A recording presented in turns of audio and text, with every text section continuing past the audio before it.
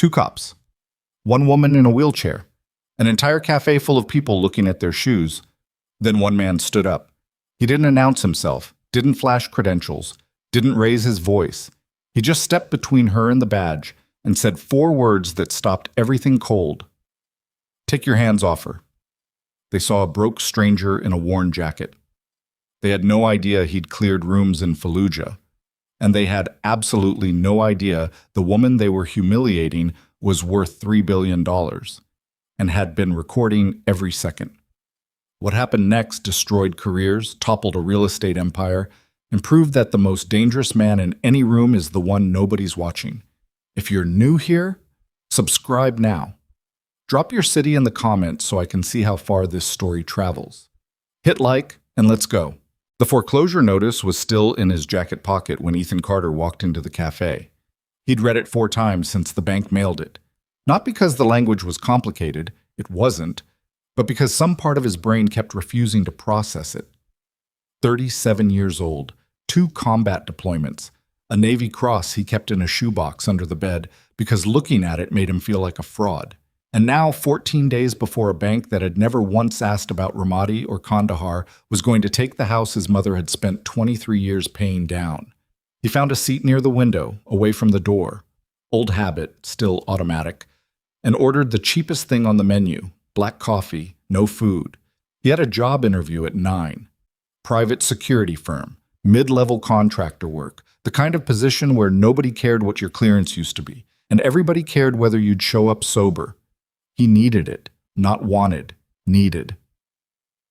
The cafe was the kind of place that tried to feel like a neighborhood institution, but was already halfway to something else. Edison bulbs, exposed brick, a chalkboard menu with fonts that cost more than Ethan's monthly truck payment. The neighborhood was changing fast. He'd noticed it every week, the storefronts turning over, the old residents looking slightly more bewildered each time he passed. But mornings like this, it still felt familiar enough. Families, construction workers, a few retirees nursing decaf. He pulled out his phone and opened the email again. The job listing. Director of Security Operations, Meridian Protective Services. He'd spent 3 days tailoring the resume, cutting out all the parts that would either impress someone too much or confuse them entirely. 12 years of service. 2 tours. Honorably discharged after a vehicle IED outside caused, left him with a torn rotator cuff, partial hearing loss in his left ear, and a left knee that predicted rain better than any meteorologist. He was functional. He was disciplined. He was broke. His coffee arrived. He wrapped both hands around it and watched the street. That's when he heard her. Not loudly. That was the thing. She wasn't yelling, wasn't making a scene. She was speaking in a measured, precise voice, the kind of voice that was accustomed to being listened to. And the 2 officers standing over her table were not listening. "I'd like to see the manager, please, and I'd like you to step back." "Ma'am, we've had a complaint." "From whom?"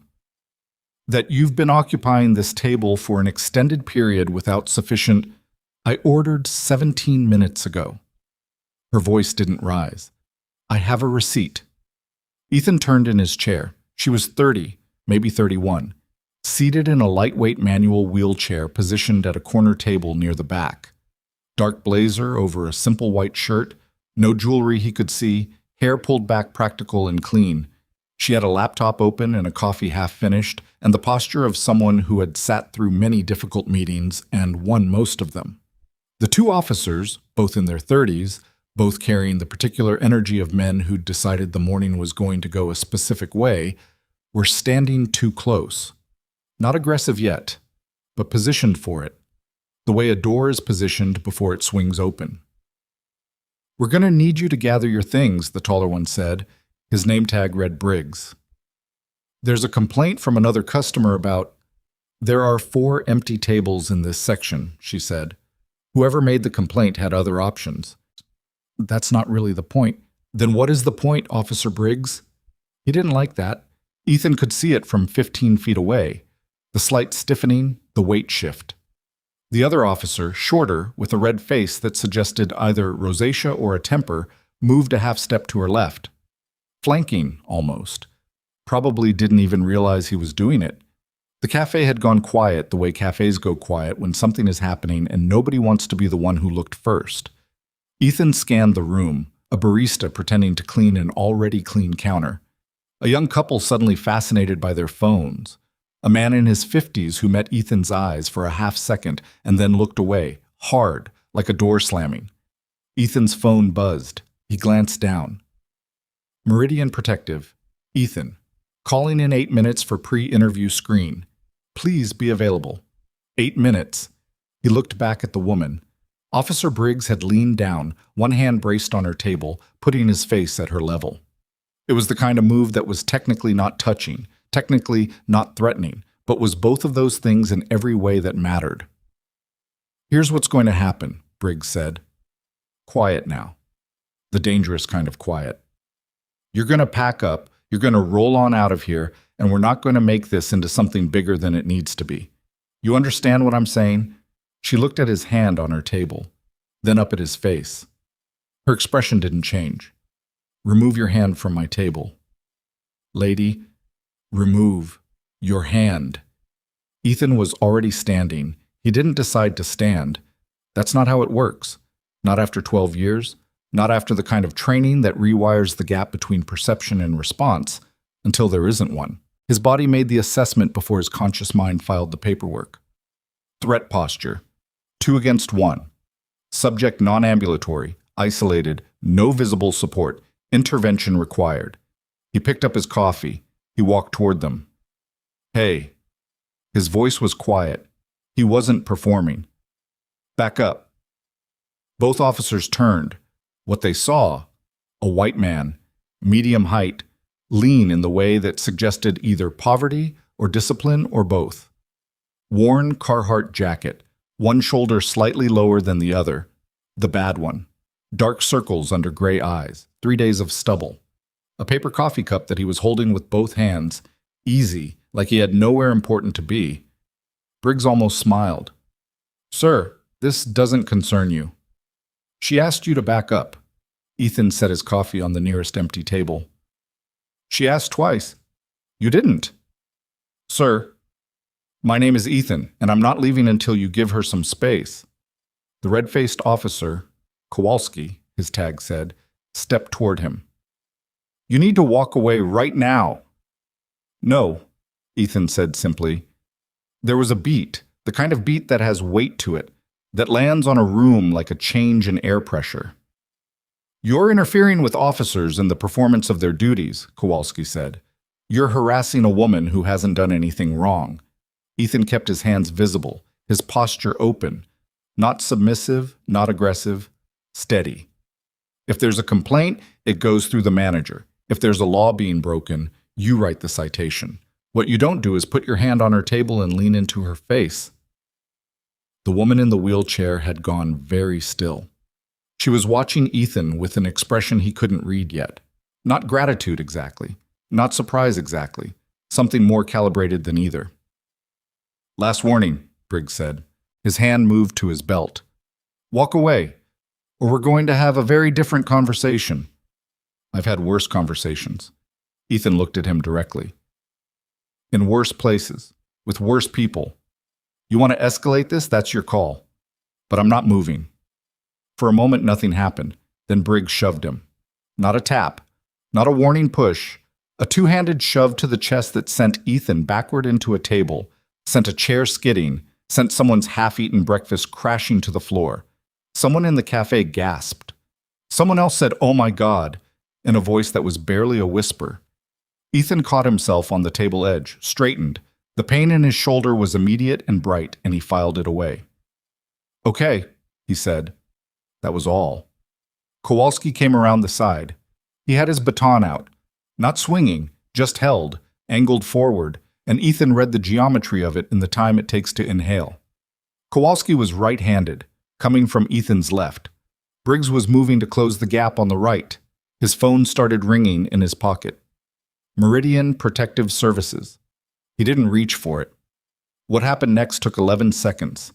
Ethan would never be able to fully explain it to people who hadn't trained the way he had, because the body stops narrating when it's doing what it was built to do. There's no internal commentary. There's just the work. Kowalski telegraphed the baton swing a full beat early, a slight drop of the shoulder, and Ethan stepped inside it instead of away from it, closer, neutralizing the arc before it had momentum. His right hand controlled the wrist. His left went to the elbow. A rotation, sharp and leveraged, and Kowalski's own forward momentum did the rest. He went down hard onto his knees, baton clattering across the tile. Briggs reached him in the same second. A grab, going for the collar. Ethan rolled with it, turned it, used the grip against itself, and in one fluid movement, Briggs was face down on the floor with his arm bent back at an angle that wasn't quite painful, but was 1 pound of pressure away from it. Every person in the cafe had frozen. Absolute stillness. Someone had dropped a mug somewhere and it had shattered and no one had reacted. Ethan held the position, not pressing, not hurting, just containment. Both officers on the ground, controlled, unhurt if they stayed calm. "I'm not the enemy," Ethan said. His voice was even. "I want you both to hear that. I'm not your enemy, but you need to stop." His phone had gone to voicemail. The job was gone. He knew it before Briggs started talking into his radio, before the sirens started building outside, before the front door burst open and people began flooding in, but not more officers. Something else entirely. 3 black SUVs, not police, no markings. But the men who came through that door moved like operators, and Ethan's whole body went tight because he recognized the posture, the spacing, the way they fanned into the room and established sightlines before anyone said a word. Private security, high-end, the kind that costs more per month than most people's mortgages. 6 of them. And they moved directly to the woman in the wheelchair. The lead man, close-cropped hair, earpiece, a jacket that was cut to hide body armor, crouched down next to her. His voice was low, but Ethan was close enough. "Ms. Langley, we had a GPS alert. Are you all right?" She looked at him. Then for just a moment she looked at Ethan. "I'm fine, Marcus." She paused. "He's not a threat. Stand down." Marcus looked at Ethan with the specific expression of a man running a very fast threat assessment and not entirely liking the results. Ethan looked back at him without emotion. The officers on the floor were getting up. Kowalski's face had gone a color that didn't have a good name. Briggs was on his radio already, talking fast and low, and Ethan didn't need to hear the words to know what was being built. The story was already being written. He could feel it. But the room wasn't looking at the officers anymore. They were looking at her. Someone had Googled her. It moved through the cafe in whispers, table to table, the way information spreads in crowds. The barista had her phone up, the couple near the window. The man in his 50s who'd looked away earlier was now staring openly, the door slam expression completely gone, replaced by something that looked like disbelief. Victoria Langley. Langley Adaptive Technologies. Forbes, 30 under 30. Net worth, estimated. Ethan picked up his coffee from the table where he'd set it. It had gone lukewarm. He drank it anyway.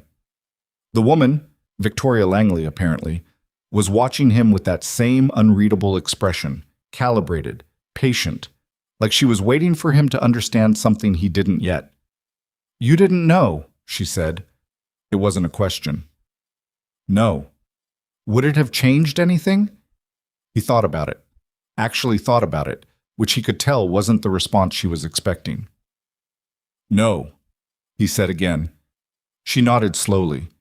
Something in her expression shifted, not softened exactly, but adjusted, like a measurement she'd taken and confirmed. Outside, more sirens. Inside, Marcus was speaking quietly into his earpiece. The 2 officers were separated now on opposite sides of the room, Briggs still on his radio. Whatever story was being written, the first drafts were already going out. Ethan reached into his jacket pocket and felt the foreclosure notice, still folded, still there. His phone buzzed once. Voicemail notification. He didn't check it. What he didn't know, couldn't have known, standing in that cafe with lukewarm coffee and a ruined job interview, and the taste of something that wasn't quite adrenaline still sharp in the back of his throat, was that the 2 officers hadn't been there by accident, and the complaint that brought them hadn't come from another customer. And Victoria Langley hadn't chosen that particular cafe in that particular neighborhood. Because she liked the coffee. The sirens didn't stop at 2. By the time Ethan stepped out of the cafe into the gray morning air, there were 4 patrol cars angled across the street, and a sergeant he'd never seen before was already walking toward him with the specific stride of a man who had received a phone call and did not like what it told him to do. "Ethan Carter." Not a question. "Yeah. I'm going to need you to come with me." Ethan looked at the cars, the positioning, 2 blocking the near intersection, 1 angled to cover the cafe entrance, 1 sitting back with its lights off. Standard containment configuration for a single subject on foot. They weren't here to take a statement. "Am I being arrested?" "We'd like to ask you some questions." "That's not what I asked." The sergeant, name tag read Fuller, late 40s, the kind of face that had once been handsome and had since become merely weathered, stopped 2 feet away, close enough to be deliberate, not close enough to touch. "You assaulted 2 officers, Mr. Carter." "I defended myself after one of them shoved me into a table and the other one raised a baton. That's one version. There's a cafe full of witnesses." Fuller smiled. It didn't reach anything above his jaw. "Funny thing about witnesses, they remember what they remember." He tilted his head slightly. "Why don't we go somewhere quiet and sort this out?" From behind Ethan, a voice, calm, precise, carrying. "He's not going anywhere without legal representation present." Both men turned. Victoria Langley had been wheeled to the cafe entrance by Marcus, who had positioned himself with his back to the doorframe. Good field of vision, minimal exposure, the same instinct Ethan would have used. She had a phone in her hand, screen facing outward, and the recording indicator was lit red. Fuller looked at the phone, then at her, then at the 3 other SUVs that had materialized on the curb behind his patrol cars. "Ms. Langley," he said. His voice had changed, not dramatically, just a degree or 2 cooler, a degree or 2 more careful. "This is a police matter." "It is," she said, "and I'm a witness to it, which means anything that happens to Mr. Carter in the next 5 minutes becomes part of my statement." She didn't blink. "Your choice, Sergeant." The standoff lasted about 8 seconds. Fuller looked at Ethan once more, a long, measuring look, the kind that was filing information away for later, and then turned and walked back to his car. Not fast, not slow. The walk of a man who had decided to be patient. The cars didn't leave. They just repositioned. Marcus moved to Ethan's side. "We have a vehicle. I have a truck," Ethan said. "Mr. Carter, I have a truck, and I'm going to drive it home." He looked at Victoria. "Thank you." "You're going to need a lawyer by tonight," she said. Not unkindly, just factually. The kind that answers on the first ring. "I know a guy." "Does he answer on the first ring?" He didn't answer that because the answer was no, and she already knew it from his face. She reached into the side pocket of her wheelchair, a narrow, reinforced panel that he'd assumed was a storage pouch, and produced a business card. Plain white, 1 line of text and a phone number. She held it out to him. He took it, didn't look at it. "Why?" he said. "Because you stood up when everyone else was looking at their shoes." She said it simply, without weight, the way you'd state any other observable fact. "And because I think what happened in there wasn't about a noise complaint." He looked at her for a moment. Then he put the card in his jacket pocket, next to the foreclosure notice, and walked to his truck. The patrol cars tracked his exit down the block. He could see them in the rear view. He drove the speed limit exactly, both hands on the wheel, and didn't let himself think about the phone call he'd missed until he was 6 blocks away and the cars had finally stopped following. He pulled into a gas station, put the truck in park, and checked his voicemail. "Mr. Carter, this is Janet O.C. from Meridian Protective. We attempted to reach you at 9 o'clock for your scheduled screen. Since we weren't able to connect, we've moved forward with other candidates. We appreciate your interest and wish you the best." He deleted it, sat for a moment with his hands on the wheel. Then he pulled out Victoria Langley's card and read it for the first time. 1 line. "Langley, Adaptive Technologies, Office of the CEO." And a handwritten number in ink below the printed text. Different from the main line, direct. He put it back. He drove home. Cut. The house was a 1960s ranch on Delwood Avenue. the kind that had been well maintained for decades by someone who cared about it, and was now showing the specific fatigue of a year in which the person doing the maintaining had run out of bandwidth. The gutters needed work. The porch light had been out since February. The lawn was acceptable, not good. Ethan mowed it because his nephew Tyler sometimes did his homework on the front steps and deserved better than a jungle, but the edging was gone, and the flower beds his mother had kept were just dirt now. His sister's car was in the driveway. Diane's 12-year-old Civic, the one with the cracked taillight she kept saying she'd fix when she had the money, which was the same month she'd fix everything else. He found her at the kitchen table with Tyler, helping him with math homework. Tyler was 11, brown-eyed, inheritor of his father's ears and his mother's stubbornness, and he looked up when Ethan came in and immediately said, "What happened to your face?" Ethan went to the sink and ran cold water over a cut he hadn't noticed above his left eyebrow. The water came off pink. "Rough morning," he said. Diane was looking at him. She had 5 years on him, and she'd inherited their mother's talent for reading a room and knowing exactly when not to ask the question that was sitting in the middle of it. "Tyler, go finish Chapter 7 in your room, but—" Chapter 7. The boy went, casting one more look at Ethan's eyebrow on the way out. Ethan pressed a dish towel to the cut and sat down. The foreclosure notice was on the table between them before he'd said anything. He'd placed it there without consciously deciding to. Some part of him was done carrying it in his pocket. Diane looked at it. She'd seen it before, he'd told her 2 weeks ago, but seeing it on the table was different from being told about it. "How many days?" she said. 12 now. She pressed her lips together, not crying. Diane didn't cry easily, never had, but absorbing it. And the meridian thing, gone. She absorbed that too. "Ethan, something happened this morning." He set down the dish towel. The bleeding had mostly stopped. "I need to tell you what happened." He told her. Not all of it. Not the 11 seconds, not the geometry of it, because explaining that to Diane always felt like explaining color to someone who'd never seen it. But the important parts. The café, the woman, the officers. The choice. When he finished, Diane was quiet for long enough that the refrigerator's hum became noticeable. "So you blew the interview," she said, "and you put 2 officers on the floor." "Yes." "On camera?" "Probably." She looked at the ceiling. "Ethan." She was alone, and they were— "I know." Her voice was tired. Not angry, just tired in the specific way of a woman who had spent her whole life watching her brother step in front of things. I know that's who you are. I'm not saying it was wrong." She looked at him. "I'm saying the timing is catastrophic. Yeah." "What's her name, the woman?" "Victoria Langley." Diane went still. Then she reached for her phone, and 30 seconds later she was looking at Ethan with an expression he'd never quite seen on her face before. "Ethan, she's worth $3 billion. I know. She's on the cover of— she's everywhere. She's—" Diane set the phone down carefully, like it might go off. "She gave you her personal number?" He nodded. "And you haven't called it?" "It's been 4 hours." "Ethan, she said his name like it was a complete sentence. "Call the woman." He didn't call until 7 that evening.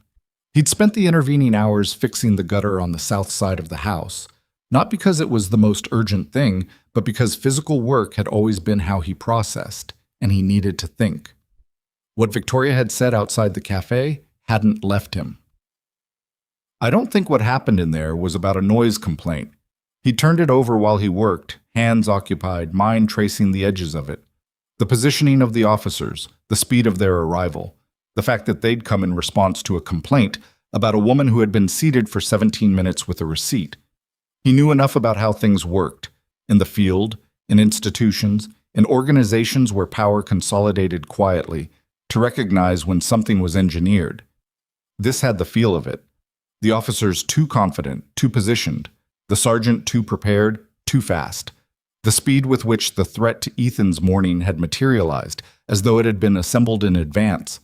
He made the call from the back steps, watching the neighbor's dog pace the fence line. She picked up on the second ring.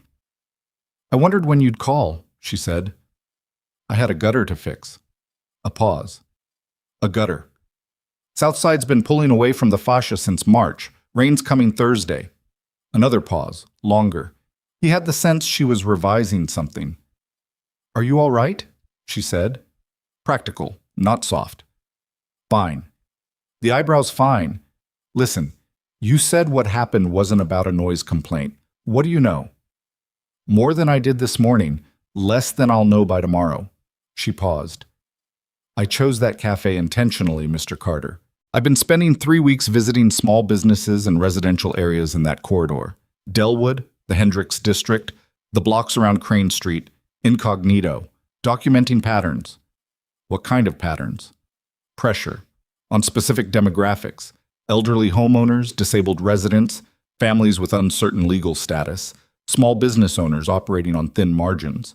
I've been hearing consistent reports of official visits, inspectors, officers, code enforcement that don't match any documented complaint history.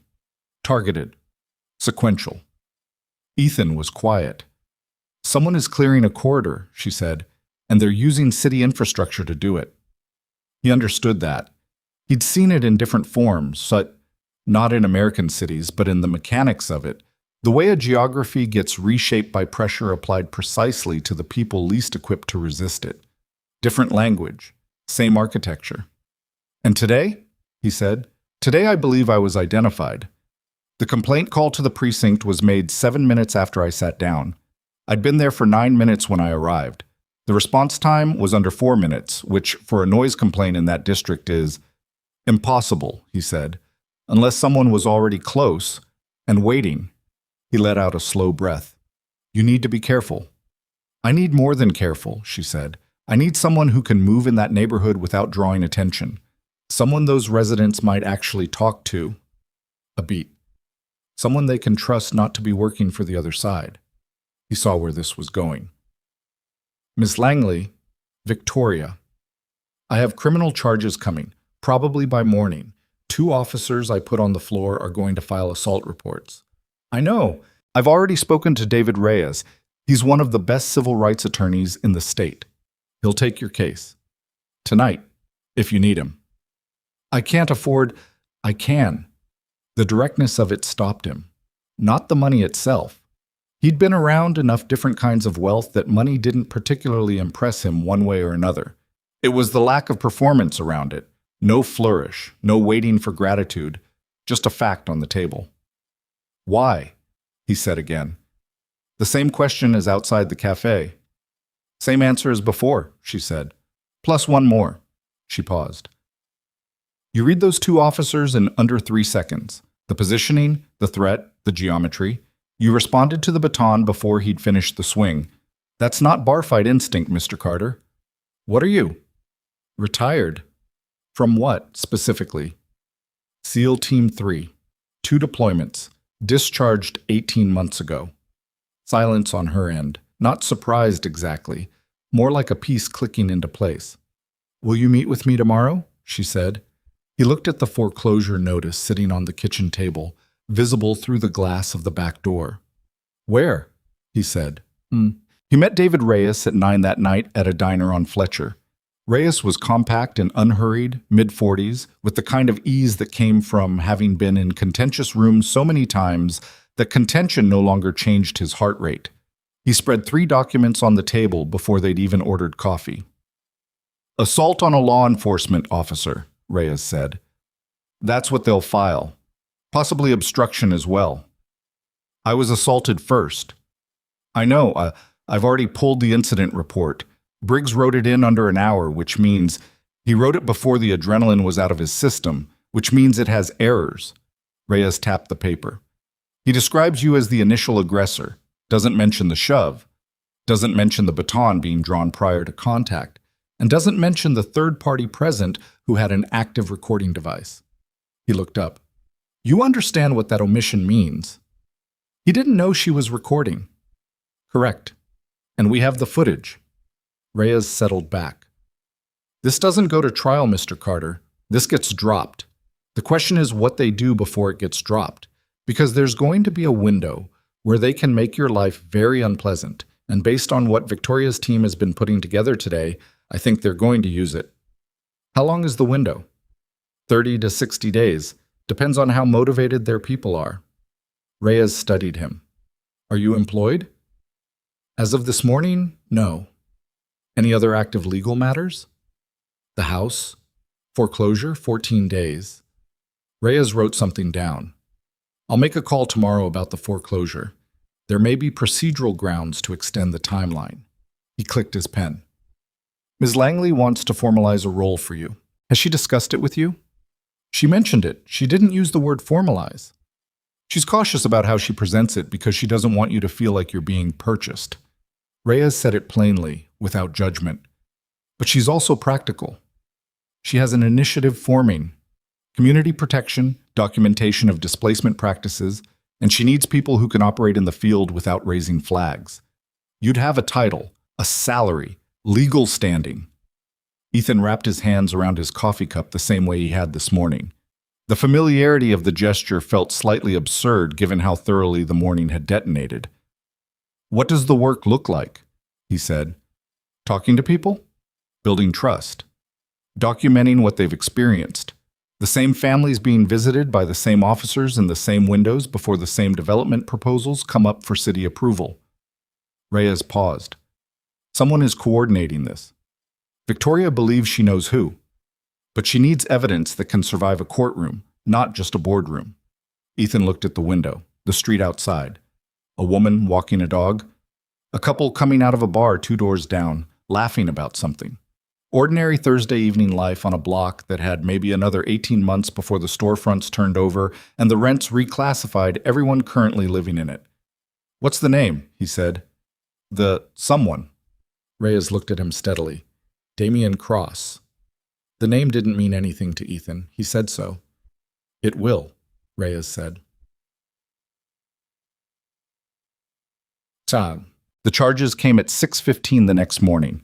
Not delivered, filed electronically. So Ethan woke up to a text from Reyes with an attachment and 3 words. Anticipated. Call me. He sat on the edge of his bed in the dark. The knee ached the way it always did before his feet hit the floor, that first protest of the morning.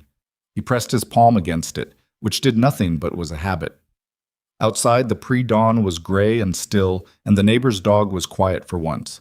His phone showed 2 other notifications. One was a news alert. Local station, 6-second clip, shaky cafe footage he could see had been shot on a phone from the far side of the room. The headline read, Veteran attacks officers in local cafe confrontation. His face was visible in the clip, 3/4 angle, at the moment he'd stepped between the woman and Briggs. The clip ended before the shove. Of course it did. The second notification was a text from a number he didn't recognize, sent at 5:47 in the morning. Walk away from this. Last time, I'll say it nicely. He screenshotted it, sent it to Reyes. Then he got up, made coffee, and started moving. The meeting with Victoria was at a logistics company on the east side. A real business, her people assured him. Not a front, just a space her team used for meetings that required discretion. The building was unremarkable on purpose. Corrugated facade, loading dock, signage, faded enough to suggest the company had been there long enough to stop trying to impress anyone. Inside, the second floor had been quietly converted into a working space with enough screens and bandwidth to run a small intelligence operation, which Ethan suspected was partially the point. Victoria was already there when he arrived, seated at the head of a long table with 2 laptops open and a coffee that looked like it had gone cold 20 minutes ago. She was dressed the same way she'd been in the cafe. Functional, dark, unremarkable. No indication, in the clothes or the posture or the room, of what she was worth. Across from her was a woman Ethan hadn't met. Mid-30s, natural hair pulled back, reading glasses pushed up on her forehead, going through a printed stack of documents with the focused energy of someone who did not experience paper as metaphor, but as primary source material. She looked up when Ethan came in and gave him a precise, evaluating look that reminded him of the kind of intel officer who never introduced herself first. Nadia Osei, she said, I handle research and pattern analysis for the initiative. Sit down. Ethan sat. You made the news, Victoria said. I saw. They used the part before the shove. Yeah. Briggs gave an interview at 5 a.m. She turned one of the laptops toward him. The clip was 20 seconds. Briggs in uniform outside what looked like the precinct, looking appropriately somber and composed. The subject was aggressive and refused multiple requests to disengage. We're cooperating fully with the investigation. His face did the right things. He'd practiced this, or he was naturally good at it, and Ethan couldn't tell which was worse. What do you need from me? Ethan said. Victoria looked at him for a moment. Then she nodded once, that same confirming gesture, like a measurement she'd taken. Nadia pulled a map from the stack. Large format, printed on 3 sheets taped together, covering a roughly 12-block corridor running northwest from the Crane Street intersection. On it, in 3 different ink colors, were marked addresses. Blue for documented official visits, code enforcement, police welfare checks, inspection notices, cross-referenced with dates. Red for addresses where the property had subsequently changed hands. Green for addresses where residents had reported intimidation but remained. There were a lot of blue marks, a significant number of red. The green marks were scattered, isolated, shrinking toward the corridor's edges. It's been running for approximately 14 months, Nadia said. The pattern becomes visible at month 4 if you know what to look for. The official visits aren't random. They cluster. They move. They follow a progression that, when you map it against Cross's development filing timeline, she laid a second sheet over the map, transparent, with different markings. Tracks almost exactly with the properties he'd need to acquire for Phase 1 of Crane Street Commons. Crane Street Commons. Ethan had seen the billboards, luxury mixed-use development, proposed 1,200 units, retail and residential, artist renderings of young, attractive people on rooftop terraces. The kind of project that gets announced with a mayor's press conference and a scale model in a lobby somewhere. He needs these blocks, Ethan said. He needs the people off these blocks, Victoria said. Which isn't the same thing, legally, but the effect is identical. And he's using city infrastructure to do it. He has relationships, long ones, campaign contributions going back 8 years. Nadia removed her glasses from her forehead and put them on, pulling up something on her laptop. 2 of the officers who've made documented visits in the corridor have overtime logs that show anomalous patterns, extra hours during windows that don't correspond to any filed incident reports. Someone is supplementing. Paying them off the books, Ethan said. We believe so. We can't prove it yet. He looked at the map again. Delwood Avenue was on it. His block. The house with the loose gutter and the dead flower beds, and Tyler doing homework on the front steps. He hadn't made that connection until he saw it drawn out in front of him, and when he did, something went quiet inside him that had been making noise since the morning of the café. My house is in the corridor, he said. Neither woman said anything for a moment. We know, Victoria said. He looked up at her. The foreclosure isn't bad luck, she said. Steady, not gentle, She wasn't performing compassion. She was delivering information. The second mortgage servicer your family refinanced through in 2019, Meridian Capital Holdings, was acquired 18 months ago. New ownership changed the terms on 1,400 accounts in this zip code. Yours was one of them. She held his gaze. They manufactured the default condition, Ethan. The foreclosure is part of the clearance. The room was quiet. Outside, somewhere in the building, something mechanical cycled on and then off. He thought about the morning, the café, Briggs leaning into a woman's table, Kowalski and his baton, Fuller with his patient, filing away smile. He thought about Tyler on the front steps. Tell me what you need me to do, he said. Victoria reached into the side panel of her wheelchair, the same reinforced pocket she'd produced the business card from, and set a small device on the table, flat, matte black, no larger than a thick credit card. Encrypted audio recorder, she said. 14 hours of storage, activated by pressure, deactivated the same way. I had it in my wheelchair yesterday. The officers don't know what they captured. She slid it toward him. That's what we're building. Testimony. Documentation. A record so complete that when it lands in the right courtroom, the only direction it goes is through. He picked up the device, turned it over. The people in the green marks, he said. The one's still there. They're scared, Nadia said. We've tried reaching several. They don't open doors to researchers. They don't talk to journalists. She paused. But there's a woman on Crane Street, 81 years old, lived there 47 years, who told our outreach volunteer, quote, "I'll talk when I trust the person talking to me." She looked at Ethan. We need someone she might trust. Ethan set the device down on the table. Then he picked it up again and put it in his jacket pocket next to the business card, next to the foreclosure notice that was still folded there because he still hadn't thrown it away. 3 things in his pocket that had arrived in the same morning. "What's her name?" he said. "Estelle Marsh," Nadia said. "Unit 4, 1140 Crane Street. She keeps her porch light on all night. Her late husband was Army. 2 tours in Vietnam." Nadia paused. "She makes peach cobbler for people she decides she likes. No one we've sent has gotten cobbler yet." Victoria almost smiled at that. Almost. Ethan pushed back his chair. "One condition," he said. "Whatever happens with the legal case, with the initiative, with any of it, my nephew doesn't know what's going on, not until it's done." "Agreed," Victoria said immediately. "And the house stays standing." She held his gaze. "I'll do everything I can." That's not the same as yes. The pause before she answered was shorter than he'd expected. "The house stays standing," she said. "Yes." He nodded, stood, pulled his jacket on. He was almost to the door when Victoria said, "Ethan?" He stopped. "The text you received this morning, the one that said to walk away." She was watching him with that calibrated expression. "Cross's people sent 3 others in the corridor last night. Same number, same wording. 2 of the recipients have already agreed to sell."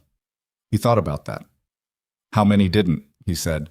"1, Nadia said. "Besides you." He turned and walked out. In the truck, he sat for a moment before starting the engine. He took out the foreclosure notice, unfolded it the rest of the way. He'd always stopped at 3 folds before, never fully opened it. He read it completely, every clause, every date, every careful legal phrase designed to make the taking of something feel like the conclusion of a process rather than an act. Then he folded it precisely, put it back, and started the truck. He had a woman named Estelle Marsh to go see about peach cobbler, and someone had decided last night that this neighborhood was already theirs. They hadn't met Ethan Carter yet. Not really. They'd met the man in the café with the worn jacket and the missed phone call. They'd seen what they expected to see, which was nothing much, which was exactly the kind of mistake that certain people only got to make once. Estelle Marsh answered the door in 11 seconds. Ethan had knocked once, not loudly, and counted. 11 seconds meant she'd been close to the door already, watching through the peephole or the side window, which meant she'd heard him come up the walk, which meant she was paying attention in the specific way of someone who'd learned that paying attention was the difference between keeping something and losing it. She was small, not frail, small the way certain materials are dense, where the compactness was structural, load-bearing. 81 years old with white hair, cut short and practical, and eyes that were neither warm nor cold, but simply present, fully present, in the way of a person who still processed the world rather than enduring it. She looked at him, up mostly. "You're not from the city," she said. "No, ma'am." "You're not a lawyer either. Lawyers stand different. Former Navy. Now I work with Victoria Langley's team." Something shifted in her face, not softening, more like a door that had been locked, considering whether to unlock. She'd heard the name. They'd reached her somehow, the team, enough that the name meant something. "The woman in the wheelchair," Estelle said. "Yes." She looked past him at the street. It was mid-morning, quiet, a garbage truck 3 blocks west making its methodical way toward them. She watched it for a moment, then stepped back from the door. "Wipe your feet," she said.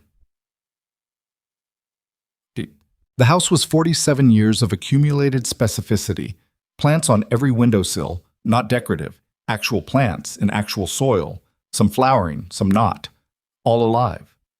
Photographs in mismatched frames along the hallway wall, layered over decades.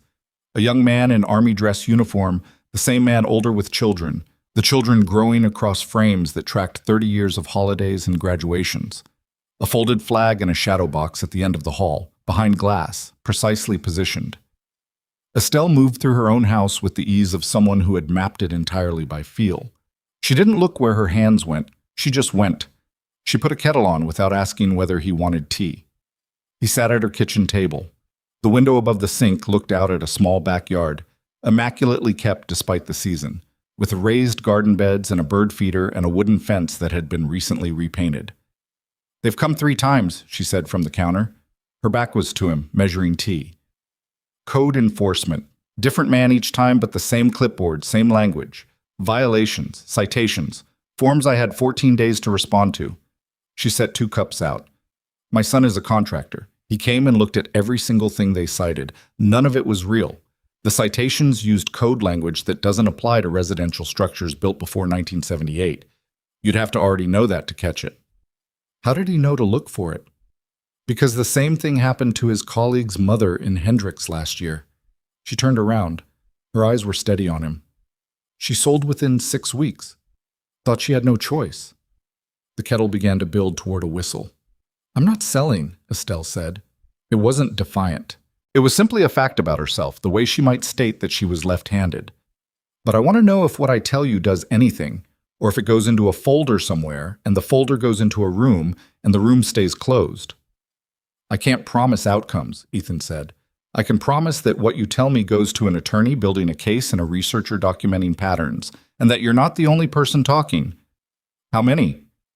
"More every day." She poured the tea and brought both cups to the table and sat across from him. She wrapped her hands around her cup the same way he'd wrapped his around the cafe coffee 2 mornings ago. And something about the gesture, the same gesture, completely unrelated, 2 different people, made him feel the weight of the corridor in a way the map hadn't quite done. "The last time the officer came," she said, "he stayed on my porch. Wouldn't come in. Stood with his back to the street, which meant I had to look past him to see it. I don't know if that was intentional." "It was," Ethan said. She looked at him. "It's a pressure technique, positioning. Makes the subject feel like the conversation is private even when it isn't. Makes them less likely to call out." He kept his voice level.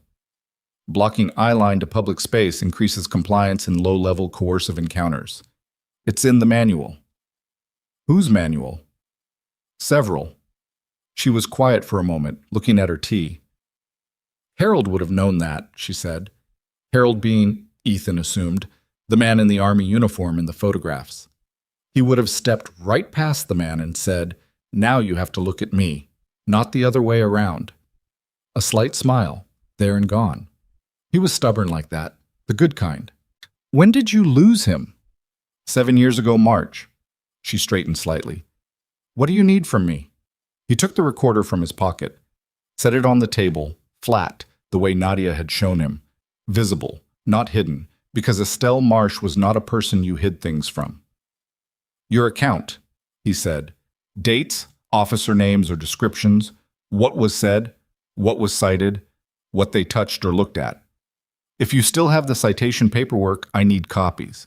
If your son documented the violations, photographs, written assessments, that's evidence." He paused. "I need everything you remember, in your own words, not edited for how it sounds. Just what happened." She looked at the recorder for a long moment. "All right," she said. She talked for an hour and 40 minutes. She didn't wander. She had dates memorized, times memorized, the specific words officers had used at her door memorized. "This property presents significant risk of municipal liability, ma'am, and the city's position is that remediation within 14 days is the minimum acceptable response." She described one officer who had tried to look past her into the house until she'd shifted to block his sightline, which she'd done without knowing Ethan's name for it. She described a real estate agent who'd arrived, unsolicited, the week after the second citation visit, with a card and a number and the phrase "before things get more complicated" used in a way that wasn't a warning so much as a schedule. When she finished, Ethan had 4 pages of notes in his own shorthand, and the recorder had caught everything. He gathered his pages, looked up. "The real estate agent," he said. "The card." She went to a drawer and produced it without a word. He photographed it. Crane Street Realty Group. An address 3 blocks from the Crane Street Commons billboard. He recognized the name from Nadia's documents. "Thank you," he said. "Did I do the right thing?" she said. Not anxious. Genuinely asking, the way a person asks when the decision is already made and they're checking their own instruments. "Yes," he said. "Will it matter?" He looked at her directly. "I think it already does." She nodded once.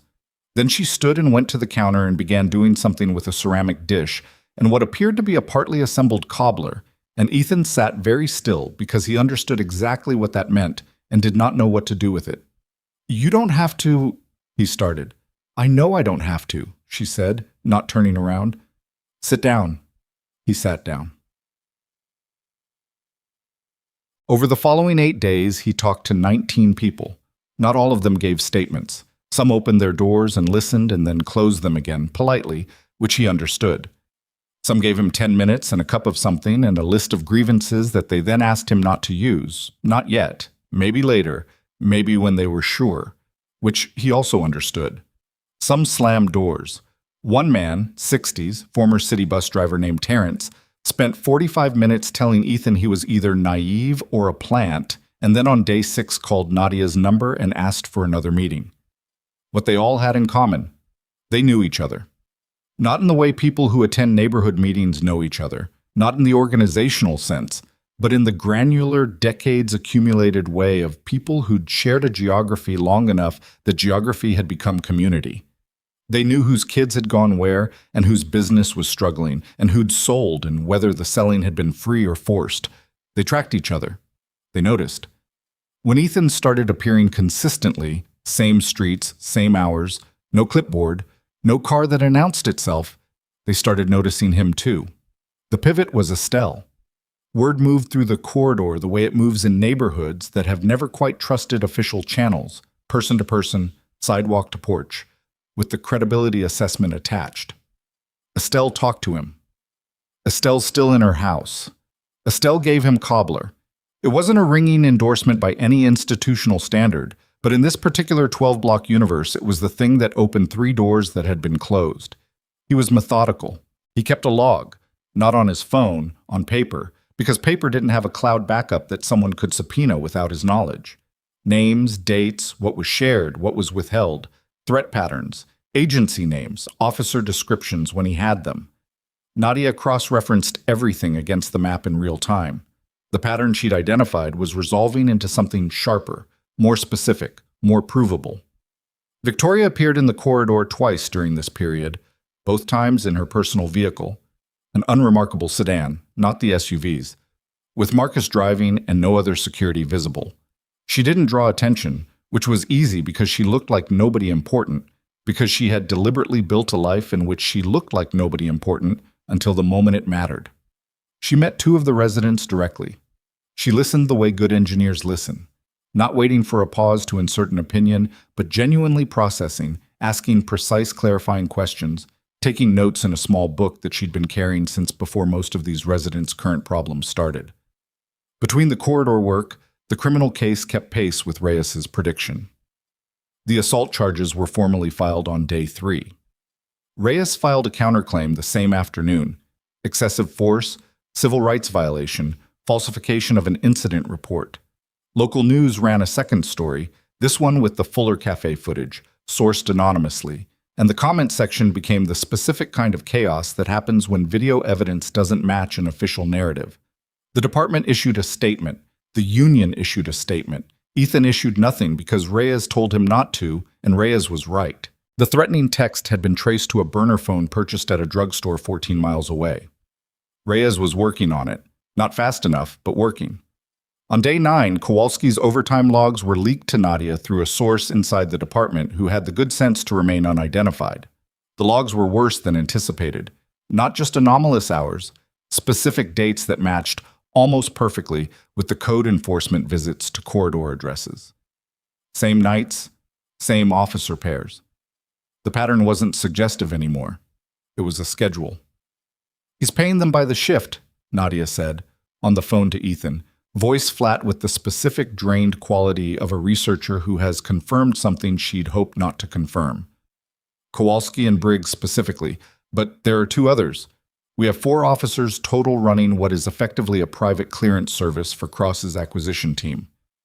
Do we have the money trail? Not yet. The overtime payments are city-issued, which means the supplement is somewhere else. Shell company, probably. We're looking. A pause. There's something else. Yeah. The waitress from the cafe. Amy Chen, 23, been working there 2 years. Her phone footage from the morning of the incident, the clip that's been circulating, she has the original, unedited, 3 minutes and 40 seconds. Does it include the shove? It includes the shove. It includes Briggs's approach. It includes approximately 30 seconds of conversation between Briggs and Kowalski before they approached Victoria's table, and Ethan. Nadia paused again. They used her name. They used it before they arrived at her table. They knew exactly who they were approaching and why. Ethan was sitting in his truck outside Terrence's building. He looked at the steering wheel. They were targeting her specifically, he said. Yes. Which means whoever sent them knew she was there. Which means someone in her organization. He said it before he finished thinking it because the logic was already complete. Or someone watching her. She said she'd been in the corridor 3 weeks. If Cross's people identified her during that period, we're looking at that too. A pause. I need you to tell her in person, not by phone. When? Now would be good. Victoria took it without visible reaction, which was its own kind of reaction. She was at the logistics building when he arrived, the same room, the same cold coffee. But she was alone this time. Nadia remote, Marcus somewhere in the building, but not the room. She listened to what Ethan said without interrupting. When he finished, she was quiet for approximately 10 seconds. They knew my name, she said. Yes. Before they crossed the cafe. Before they crossed the cafe. She looked at the table, not at anything on it, through it. I swept my personal devices 2 months ago, she said. Standard protocol before field work, no anomalous network traffic. She paused. Which means it's not my phone. Could be physical surveillance, someone tracking your vehicle, your pattern. I varied the route every day. Every day or almost every day. A beat. I stopped at the same coffee shop on Larimer 3 times in the first week, she said, quietly. Before I started rotating. That's enough, he said. One fixed point in a moving pattern is enough if someone's patient. She absorbed this. He watched her process it the way he'd watched analysts process bad intelligence in the field, the specific internal discipline of someone who is trained to separate what they feel about information from what the information means, so that the feeling doesn't corrupt the assessment. They've been watching me longer than I've been watching them, she said. Probably. Which means they may know more about what we have than we know they know. Which means the witnesses I've been meeting with may already be at risk. She looked up at him. How many have given formal statements? 8 complete, 11 partial, 3 still in conversation. We need to accelerate. She moved to her laptop. I'm going to call Reyes. We need to move the deposition timeline up. We need protective declarations for everyone who's given a formal statement, and we need... She stopped. Her phone was ringing. She looked at the screen, and whatever she'd been about to say didn't get finished. She answered it. Ethan could hear one side of the conversation. When? A pause. How long ago? Another pause. Longer. Don't touch anything. Don't talk to anyone from the city. I'm sending Marcus. She ended the call. She set the phone down. That was Terrence Webb, she said. Someone broke into his apartment this morning, took his laptop and the folder he'd been keeping. Documentation of the visits to his building, his neighbor's testimony, 2 years of records. She said it steadily, but a muscle in her jaw had tightened. He was at the grocery store for 40 minutes. They knew exactly where to look. Ethan was already standing. Send Marcus, he said, and send Reyes. I'll go directly. Ethan. Her voice stopped him at the door. This is what escalation looks like. This is Cross telling us he knows where we are. He looked back at her. Good, he said. That means he's worried. Terrence's apartment was on the 4th floor of a walk-up on Hendricks, and the lock had been defeated so cleanly that the super almost didn't believe the door had been forced until Ethan showed him the scratching on the interior plate. Not kicked, picked, or a master key, or both. Professional entry. Whoever had come through that door had not been improvising. Terrence was sitting at his kitchen table when Ethan arrived, a man who looked 10 years older than he had 6 days ago, his hands flat on the table as if he needed to feel something solid. "I should have made copies," he said. "Did you tell me anything that isn't in your memory?" Ethan said. Terrence looked at him. "No." "Then they took paper. They didn't take what you know." "That's supposed to make me feel better?" "It's supposed to make you understand that the information still exists." Ethan sat across from him. "Terrence, you told me about the officer who came on the 14th of October last year. The one who told you the building had structural issues and showed you photographs." "Yeah. Those photographs, they were printed, you said, not on a device. 3 pages, color printed. Did you recognize the building in the photographs?" Terrence frowned. "I assumed it was mine." "Was it?" A longer pause. "The exterior shot, the siding color was different. I thought the photograph was old." Ethan leaned forward slightly. "What color?" "Gray. Our building's tan." "Any identifiable features? Signage, neighboring structures, street markings?" Terrence was thinking now, somewhere behind his eyes. His hands were less flat on the table. "There was in the background of one of them, you could see part of a street sign. I only caught it for a second before he flipped to the next page." He paused. "Crane. First 4 letters, C-R-A-N. Crane Street. The photographs Cross's people were using to intimidate residents out of their homes were photographs of a different building entirely, a building that may have been one of Cross's own." "That's falsified evidence," Ethan said. Steady. "Can you prove it?" "When was this? October 14th? "Yeah." "The officer's name or description?" "White guy, 40s, heavier. He had a city ID clip, but I didn't catch the name. I remember he kept touching the door frame, like testing it." "Testing it how?" "Pushing, like checking if it was solid." Terrence's expression changed slightly. "You think he was staging something?" "I think it's possible someone was documenting a building they intended to claim had problems. Using your address." Ethan kept his voice level. "That's a fraud charge, not just harassment. That's a different category." "You think that matters to them?" "I think it matters to a judge." Marcus arrived 20 minutes later with 2 people from Reyes's office who photographed the door, the lock, the apartment, and took Terrence's full statement with a recorder and a written backup.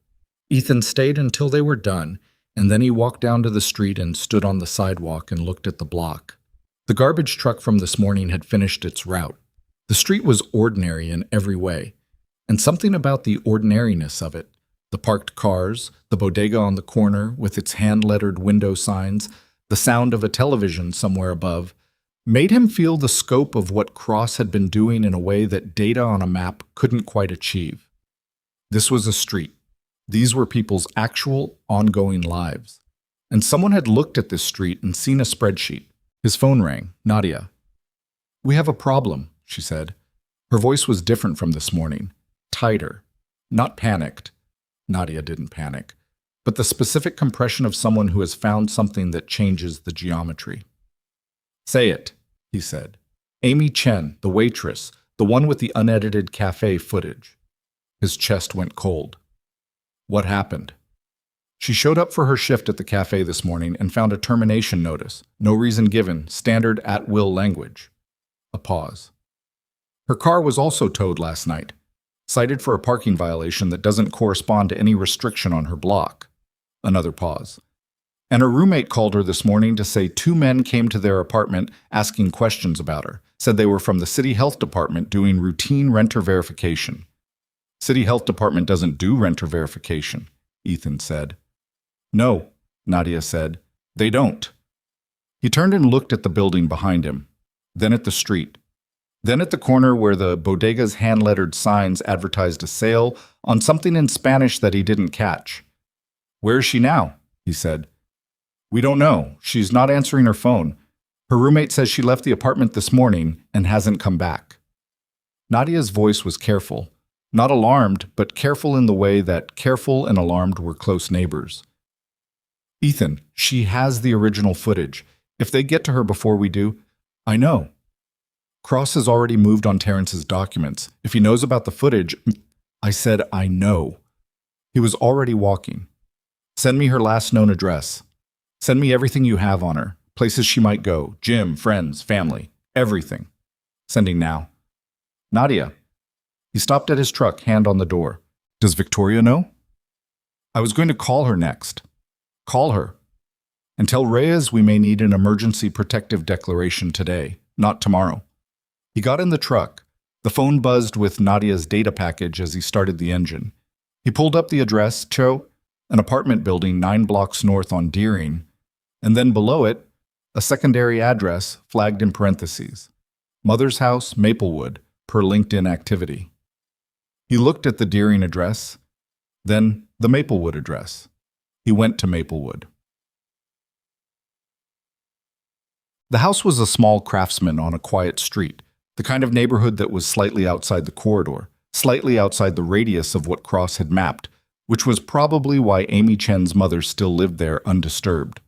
A porch with 2 chairs, window boxes, a car in the driveway that matched the registration Nadia had sent him. He knocked. Amy Chen opened the door.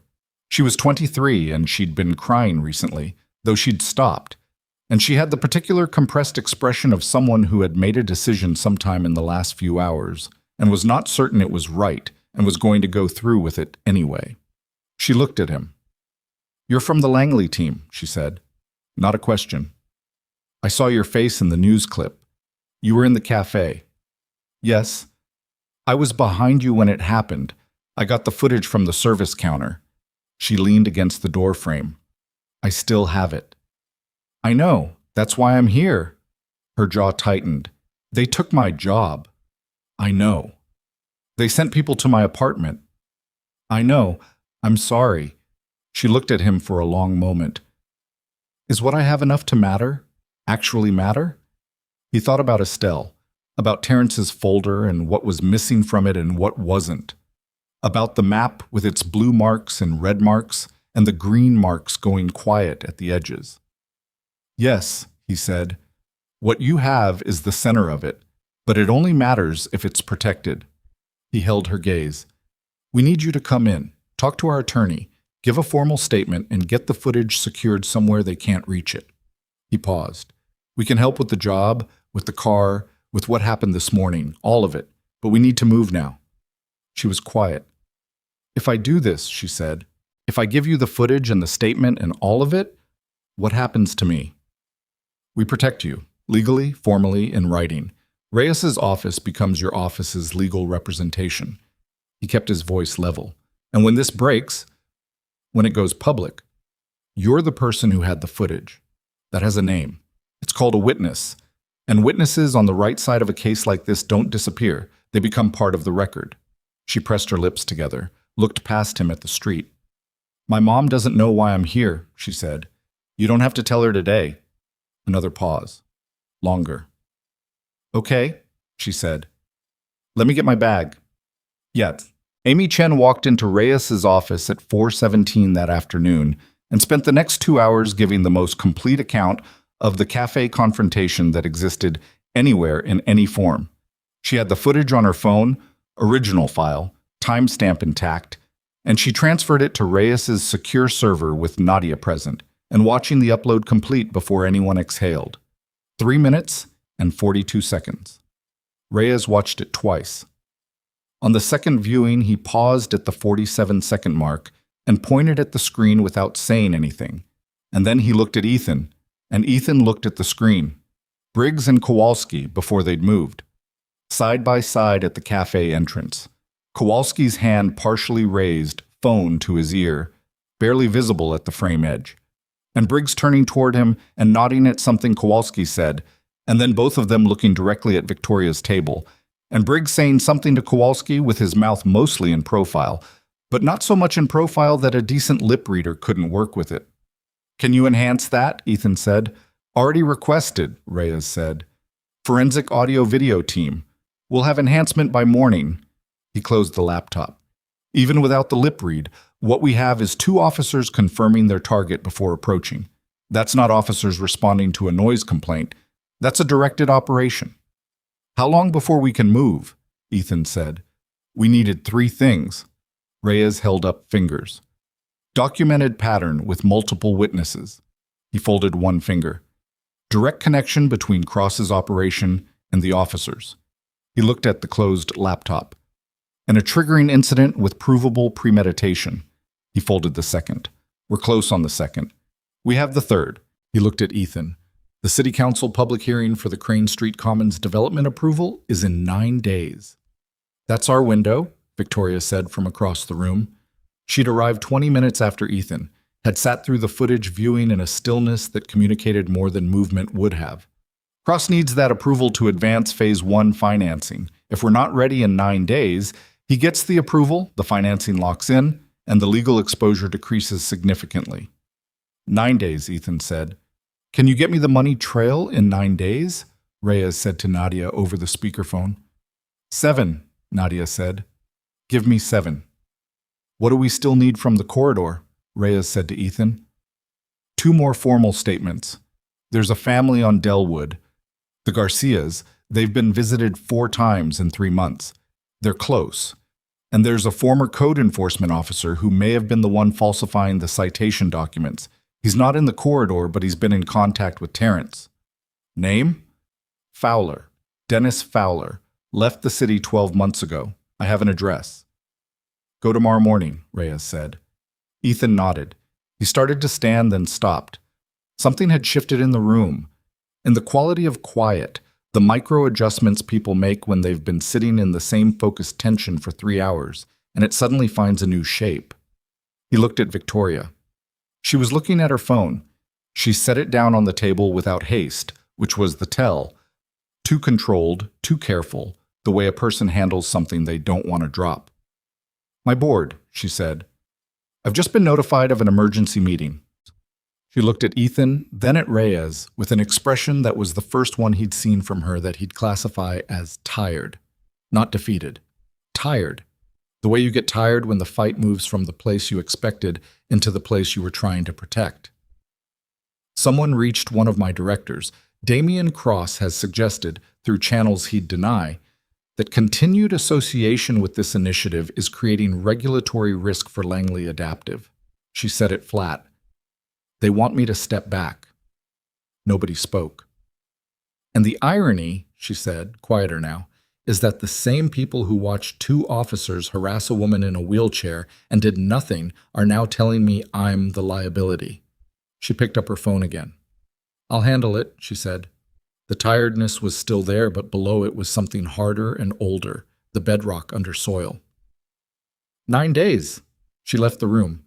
Ethan looked at Reyes. Reyes looked back with the expression of a man who had seen boards do this before and was already planning for it. Go see Fowler in the morning, Reyes said. And if he doesn't talk? He'll talk, Reyes said, with the particular certainty of someone who'd read a file. He falsified 63 citations over 11 months, Ethan. He knows what that means if it surfaces without him cooperating. He'll talk. Ethan picked up his jacket. Outside Reyes's building, the evening was doing what fall evenings do in this city. Cooling faster than expected, the wind off the cross streets carrying something sharp and clean that didn't quite belong to an urban October. He stood on the sidewalk for a moment. 9 days. His house was in the corridor. His nephew did homework on the front steps. Estelle Marsh had given him peach cobbler and 47 years of resistance. Terrence Webb had lost his folder and not his memory. Amy Chen had kept her phone and her nerve and driven 9 blocks to her mother's house and opened the door when he knocked. And a man who had never lost anything in his life had watched all of this and decided to move on a 23-year-old waitress and an 81-year-old widow, because that's what you do when you've never been stopped. Ethan walked to his truck.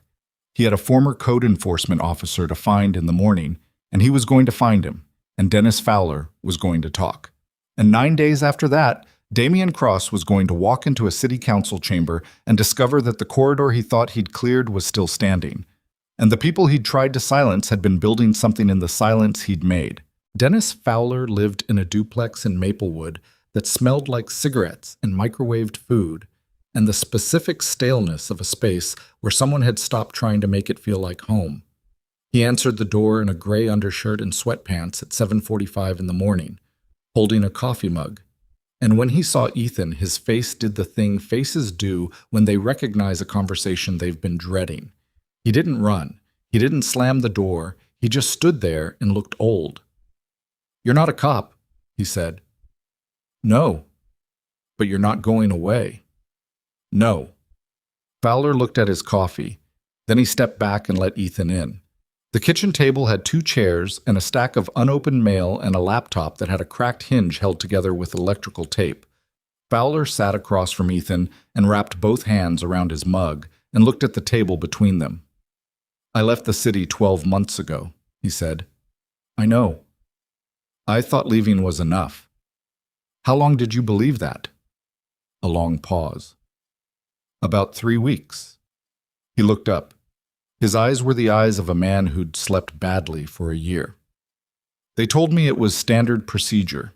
Accelerated compliance review." That was the phrase. "The citations went through normal channels, normal paperwork. My supervisor signed off." "Your supervisor was also on Cross's payroll." Fowler's jaw moved. "I figured that out later." "How many citations?"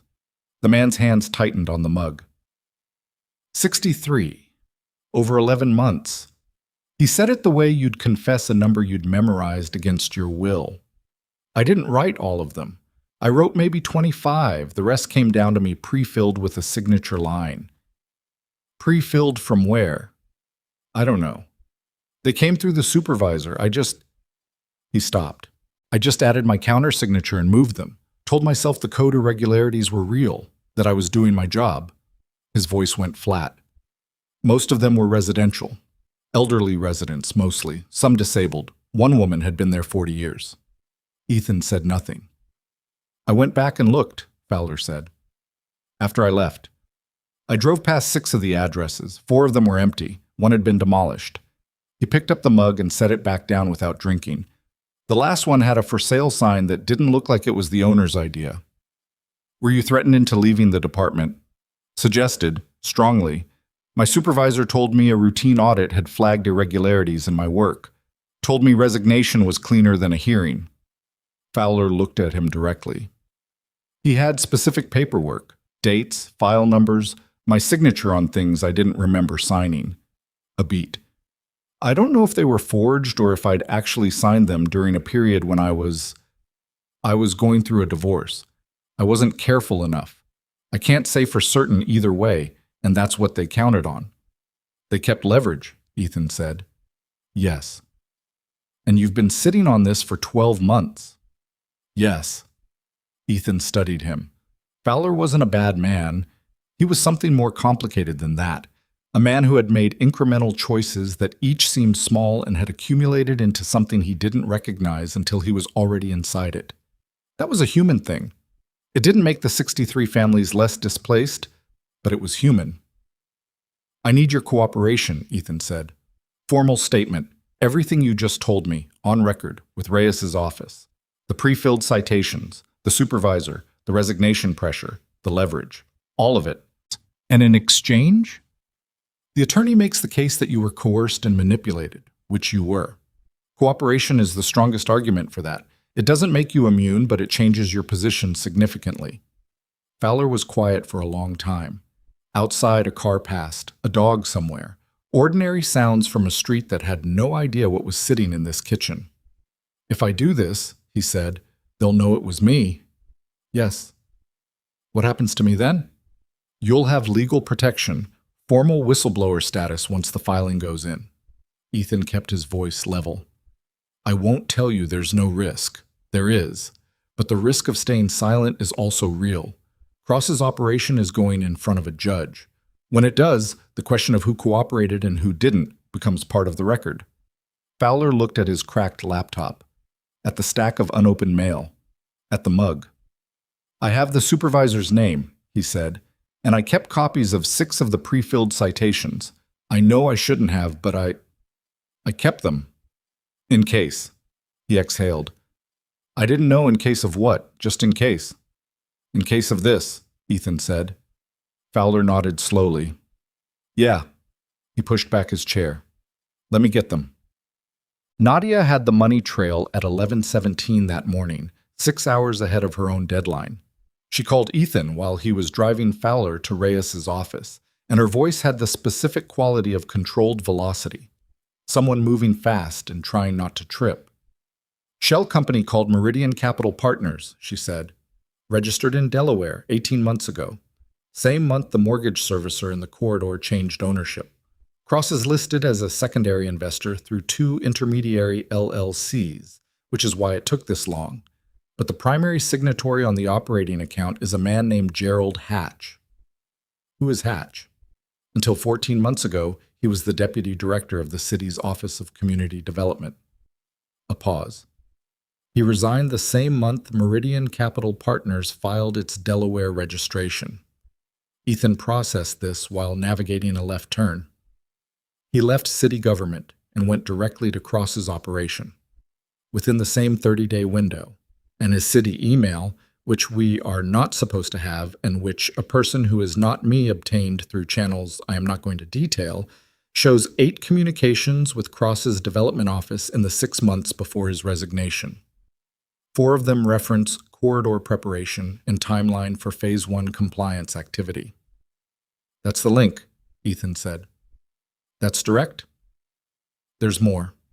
A pause that felt deliberate.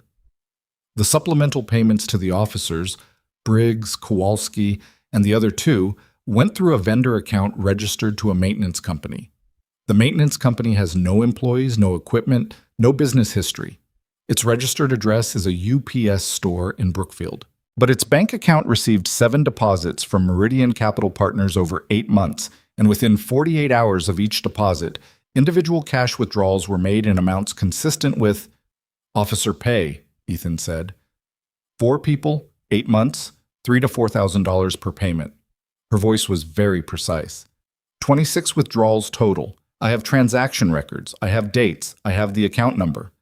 Another pause. David Reyes is going to be very happy this morning.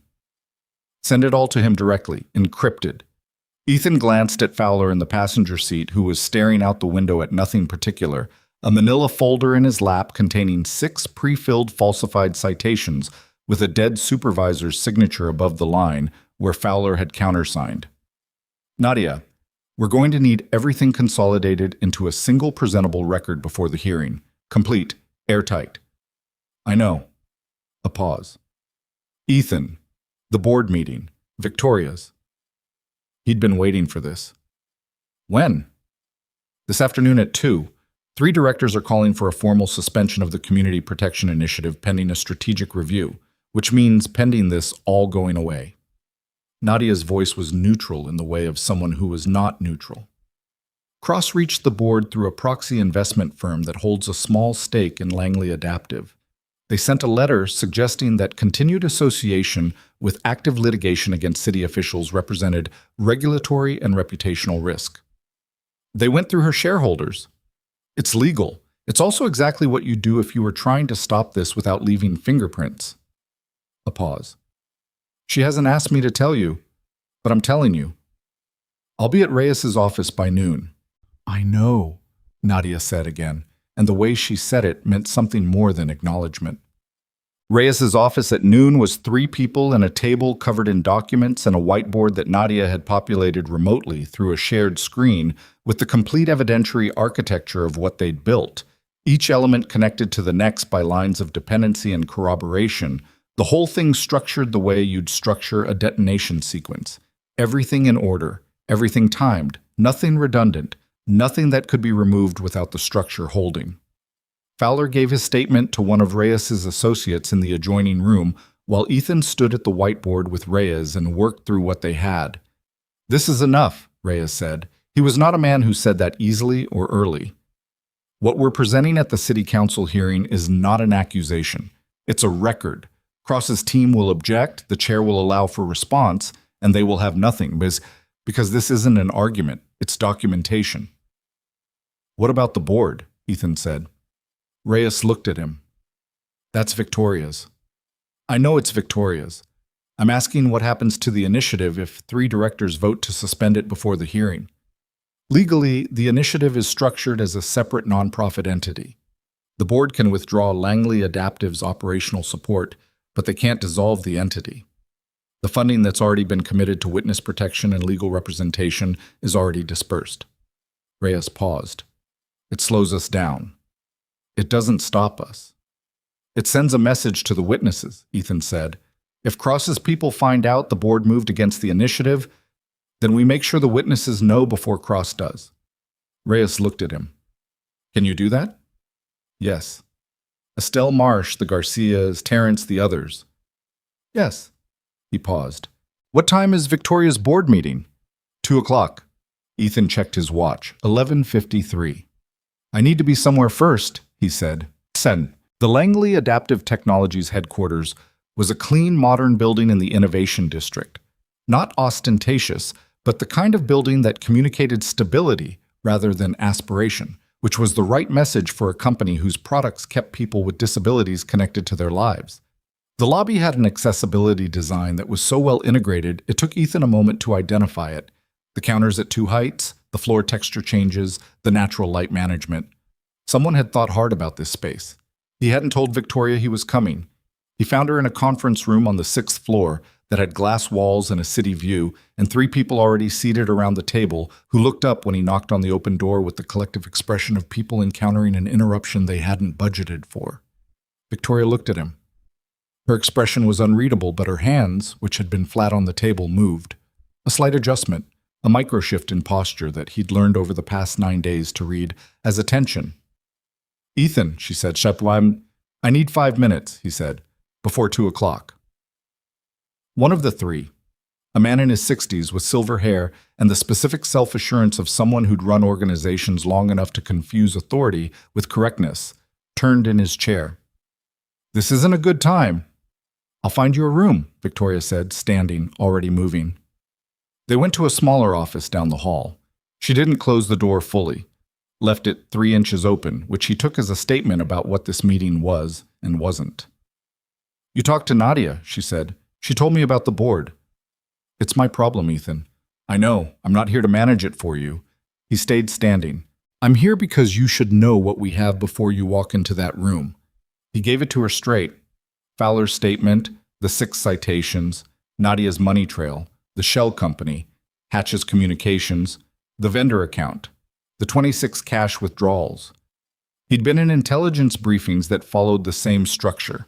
Most critical information first, supporting detail in order of relevance, nothing speculative, nothing soft. She listened the way she always listened, completely, without performing comprehension, her face doing the quiet internal work. When he finished, she was still for a moment. It's enough, she said. Yes. Reyes said the same thing? Same words, this morning. She turned to the window. The city below was doing its ordinary Tuesday things. Traffic, movement, the indifferent machinery of a place that didn't know what was 9 days away from changing. 3 of my directors are going to walk in at 2 o'clock and tell me I'm creating risk for this company, she said. Not bitterly, factually. And they're not entirely wrong. Cross has leverage in places I didn't know he had leverage. The proxy firm is small, but the institutional relationships behind it aren't. She turned back. If I push back today, this gets personal, for them I mean. They'll take it as me prioritizing the corridor, Ethan said. Yes. Over the company. Over everything they think the company should be. She looked at him. Which is profitable and non-controversial and not the defendant in a fight with a man who has 8 years of City Hall relationships. Ethan didn't say anything for a moment. You built a technology company that makes adaptive communication systems, he said. You did that because you understood that some people need more than the standard version of things, that the standard version was designed without them in mind. He kept his voice level. Cross's operation worked for 14 months because it used the standard version of city infrastructure against people it wasn't designed to protect. You've spent 9 days building the non-standard response. He paused. The board can argue risk. They're not wrong that there is risk. But walking in there with a complete evidentiary package that's 9 days from a city council hearing isn't the same as walking in there with a hunch and a principle. She studied him. "You've never done anything like this before," she said. Not a criticism. No. The corridor work? The witness interviews? The documentation? She tilted her head slightly. What did you do exactly in the Navy, beyond the broad strokes? He'd been waiting for this question, not dreading it, just aware it was sitting there. Intelligence support to direct action operations, he said. Targeting package development.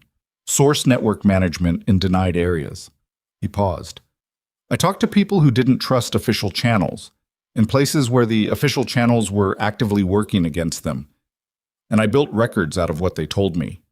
He held her gaze. It's the same work, different geography. She was quiet for a long moment. Something moved through her expression. Not surprise, something more like confirmation. You should have told me that at the beginning, she said. You didn't ask. I should have asked. Yes, he said. You should have. A slight pause.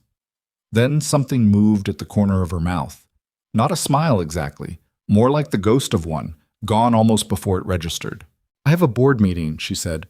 I know, I'll be at Reyes's office. She moved to the door, stopped. Ethan, the foreclosure. She said it carefully. Reyes filed the procedural extension this morning. You have 60 additional days minimum, and I've had our legal team look at the Meridian Capital Holdings acquisition. The terms change they applied to your mortgage may constitute predatory modification under the state statute. If it does, the entire default condition is contestable. She paused. It doesn't mean you automatically win, but it means you have a case. He absorbed that. Thank you, he said. Don't thank me yet. She looked at him steadily. 9 days. 9 days, he said. The board meeting lasted 3 hours and 40 minutes. Ethan knew this because he was at Reyes's office when Victoria called at 5:52, and the meeting had started at 2. They didn't vote to suspend, she said. Her voice was measured, but there was something underneath it that was the closest thing to relief he'd heard from her. 2 of the 3 backed down after I presented the full evidentiary summary. The 3rd abstained. A pause. They're calling it a conditional continuation, 90-day review attached. Meaning?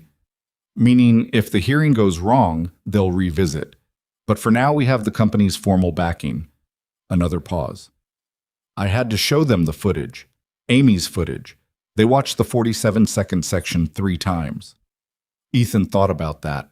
About Briggs nodding at Kowalski before they crossed the café. About Victoria at her table, alone, not knowing that 2 officers already had her name. How did they react? He said. One of them, Gerald Park. He's been on the board for 6 years. I've never seen him rattled.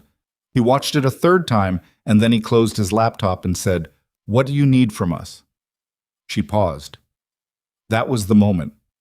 Reyes appeared in the doorway of the room where Ethan was sitting. He held up 7 fingers. 7 days now. We're on schedule, Ethan said. I know, Victoria said. Nadia briefed me on Fowler and the money trail. A beat. This is going to work. Don't say that yet.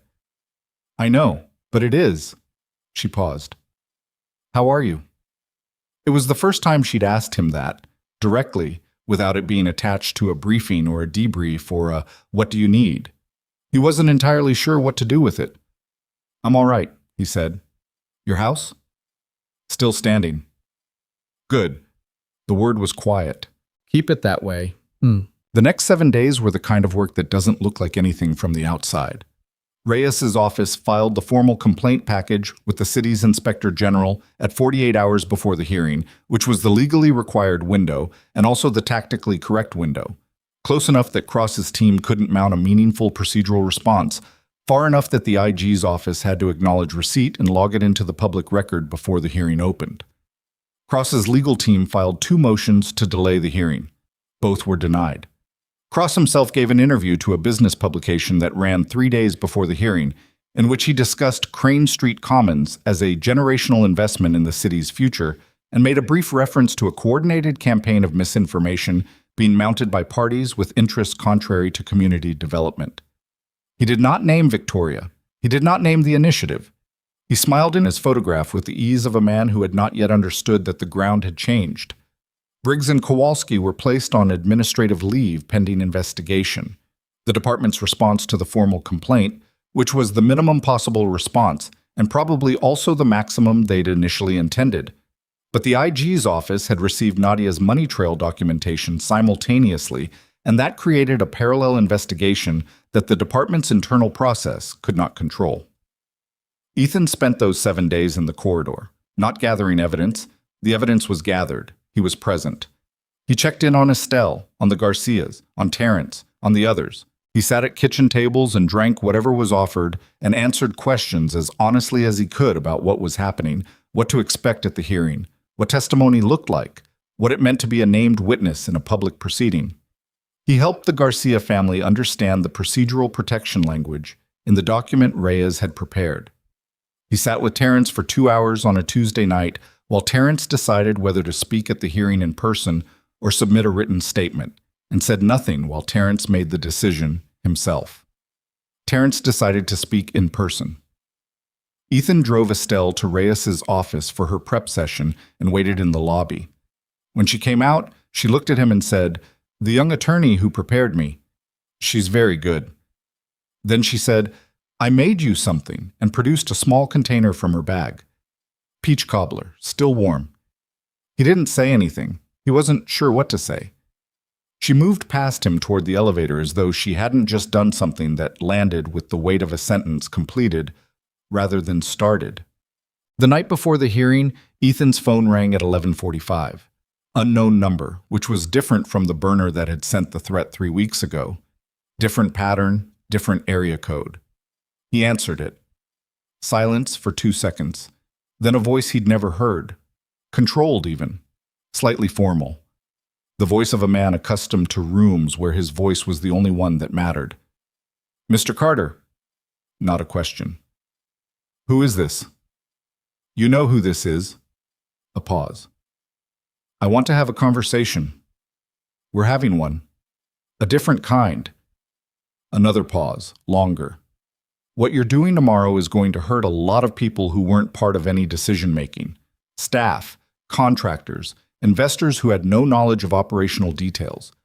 I want you to understand that before you walk into that chamber." Ethan said nothing. "There's a version of this," the voice continued, "where the project moves forward with a genuine community benefit component, real affordable housing allocation, a community endowment, named for whoever you want it named for." A pause. "A version where the people you've been talking to get something real, and you get—" "I'm going to stop you there," Ethan said. Silence. "I've met the people you displaced," Ethan said. His voice was level. Not angry, level. "I've been in their houses, I've eaten their food. I've watched them try to understand how a city that was supposed to protect them used its own machinery to take their homes." He paused. "You don't get to make them a line item in a restructured proposal. That's not how this ends." A long silence on the other end. "You're making a mistake," the voice said. Quieter now. The formality was still there, but something else had entered it. Not desperation, something colder. The recalibration of a man shifting to a different mode. "The mistake was made," Ethan said. "You made it. 14 months ago, when you decided those blocks were yours." He paused once. "See you tomorrow." He ended the call. He sat in the dark of his living room for a moment. The house was quiet. Diane had taken Tyler to her friend's place for the night, which Ethan had suggested 3 days ago without explaining why, and Diane had understood without asking. The familiar rooms had the particular quality of spaces that have absorbed decades of living. Not a metaphor, just the accumulated truth of a house where someone had raised children and planted flowers and hung photographs and kept the heat working and meant to fix the gutters. His phone showed the time, 11:52. He put it down. He didn't feel what he'd expected to feel after the call. Not triumphant, not wired, not even particularly alert. He felt tired in the way that comes after sustained effort, rather than the kind that comes from fear. And there was something almost clean about it. He went to bed. He needed to be sharp in the morning. The hearing started at 9. The city council chamber held 240 people. By 8:40, it held 238, because every seat was filled except two reserved in the front row, one for Victoria Langley, one for David Reyes. Ethan stood at the back of the chamber and watched people come in. He saw corridor residents he recognized. The Garcias in the third row, father and mother sitting very straight, their teenage daughter between them. Terrence Webb, alone, in the sixth row, his hands on his knees. Estelle Marsh in the second row, dressed in a blue blazer he'd never seen on her, talking quietly to a woman Ethan didn't recognize who was also in a wheelchair. A friend she'd brought, apparently, without telling anyone. He saw reporters. 3 local stations, 2 print journalists, 1 camera that might have been the beginning of something larger. He saw Cross's team enter from the side door. 6 people, legal and PR, and the architects of the Crane Street Commons presentation, which was visible in rolled-up plans under one attorney's arm and on a laptop carried by another. Cross himself came in last. He was in his mid-50s, silver-haired, fitted suit, the face of a man who had prepared extensively for this room. He sat at the presenter's table on the left side of the chamber and arranged his materials without looking around. He hadn't seen Ethan yet. Or he'd seen him and made the same assessment everyone always made and moved on. Reyes appeared at Ethan's shoulder. "Victoria's here," Reyes said quietly. "She'll enter when the session opens." A pause. "You don't have to be visible." "I know." "You've done the work. The record does the rest." "I know." Reyes looked at him. "Ethan, the Navy Cross." Ethan was quiet. "Fuller, the sergeant from the café. He pulled your service record. It's going to come up. Cross's attorney will use it." "How?" "Decorated veteran, unstable after discharge. Standard framing. Makes the cafe incident about you instead of about Briggs." Reyes kept his voice level. "You need to know that's coming. I've been expecting it. Does it bother you?" Ethan looked at the room. At Estelle in her blue blazer, at Terrence with his hands on his knees, at the Garcia family sitting straight in the third row. "No," he said. "Let them try." The chamber chair called the session to order at 9:03. Cross's attorney stood first, and the Crane Street Commons presentation was everything the billboard had promised. Polished, data-driven, renderings of rooftop terraces and ground-floor retail and green space, and a projected economic impact that used large numbers with the confidence of people who've learned that large numbers quiet certain rooms. Cross himself spoke for 11 minutes. His voice was assured and the prepared remarks were well written, and he used the phrase community partnership 4 times and generational investment twice, and when he finished the chamber applauded in the moderate way of people who haven't yet heard the other side. Then the chair opened the floor for public comment. Terrence Webb walked to the microphone first, and his hands were shaking slightly, and he put them both on the podium and looked at the council and began to speak in the voice of a man who had decided that this moment was worth whatever came after it. He spoke for 6 minutes. He did not use notes. When he finished, the chamber was different, not silent exactly, more like a room that had just recalibrated, the way a scale adjusts when the real weight is placed on it. Then the Garcias. Then a woman named Clara Rhodes, who was 87 and had never spoken at a public hearing in her life and said so before she started, and then said what had happened to her house with a precision that made 3 council members look at their tables. Then Estelle Marsh rolled her walker to the microphone and said 11 sentences and sat down. And the 11 sentences were the kind that don't require elaboration. Then Reyes approached the chair and submitted the formal evidentiary package, the full complaint, the documentation, the money trail, Fowler's statement, the citation records, the officer transaction logs, the shell company registration, Hatch's emails, into the public record, all of it. The architecture Nadia had built, filed officially, permanently, in front of 240 people and 3 cameras. Cross's attorney objected. The chair allowed the submission. The objection went into the record beside the evidence.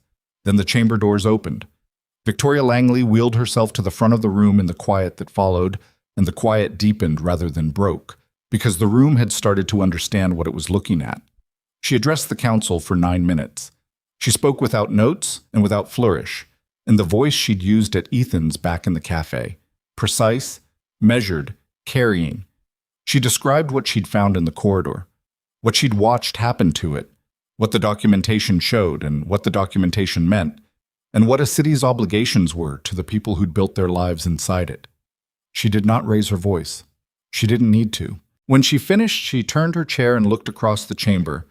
Not at Cross specifically, not at anyone in particular, just at the room. And then she moved back toward her seat. As she passed the midpoint of the aisle, she paused beside Ethan. She hadn't planned it visibly, but she paused. "Well?" she said. Quiet. Just for him.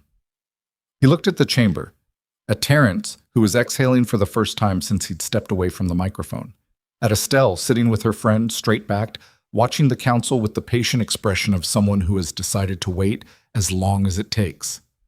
At the council members themselves, 3 of whom were leaning toward each other in conversation, and 1 of whom was already on the phone. At Cross's table, where the rolled-up plans were still rolled up and the laptop was closed, and where Cross himself had the specific stillness of a man watching something he'd believed was his become something else entirely. "Ask me in an hour," Ethan said. She moved on. He stayed at the back of the room and watched the hour unfold. The hour didn't look like a collapse from the inside. Collapses rarely do. What it looked like was a series of small procedural events. A council member calling a recess, 2 attorneys stepping into the hall, a clerk receiving a document and carrying it to the chair, that accumulated, one after another, with the quiet inevitability of water finding level. Cross remained at his table through the first 20 minutes of it. His lead attorney leaned in twice and said things that Cross received without visible reaction, which told Ethan more than visible reaction would have. A man who shows nothing when his position is crumbling is either very disciplined or very practiced. And Cross was both, and neither one was going to save him today. The council chair reconvened the session at 10:41 and announced that in light of materials submitted to the public record, the Crane Street Commons development approval would be tabled pending review by the city's inspector general and an independent auditor appointed by the council. The vote on tabling was 5-2. The 2 dissenting votes came from council members whose campaign finance records, which Nadia had submitted as an addendum to the evidence package, almost as an afterthought, a final page that Reyes had described as context, showed contributions from Meridian Capital Partners in each of the previous 2 election cycles. Those 2 council members were very still when the chair read the vote. Cross stood, buttoned his jacket, and walked out before the chair had finished speaking. His attorney followed, then the rest of his team, and the rolled-up Crane Street Commons plans were left on the table. Not forgotten, Ethan thought, but abandoned, which was a different thing. The chamber exhaled. Ethan stayed at the back wall. He watched Terrence Webb put his face in his hands for a moment, and then take them away. And the expression underneath was something that didn't have a clean name. Not joy, exactly. More like the specific sensation of a weight you'd stopped noticing because you'd carried it so long suddenly being set down. Estelle Marsh turned in her seat and found Ethan across the room with the directness of a woman who always knew where people were standing. She nodded once. He nodded back. Victoria was beside Reyes at the front, both of them receiving something from the council clerk, a formal receipt document, the evidence package officially logged.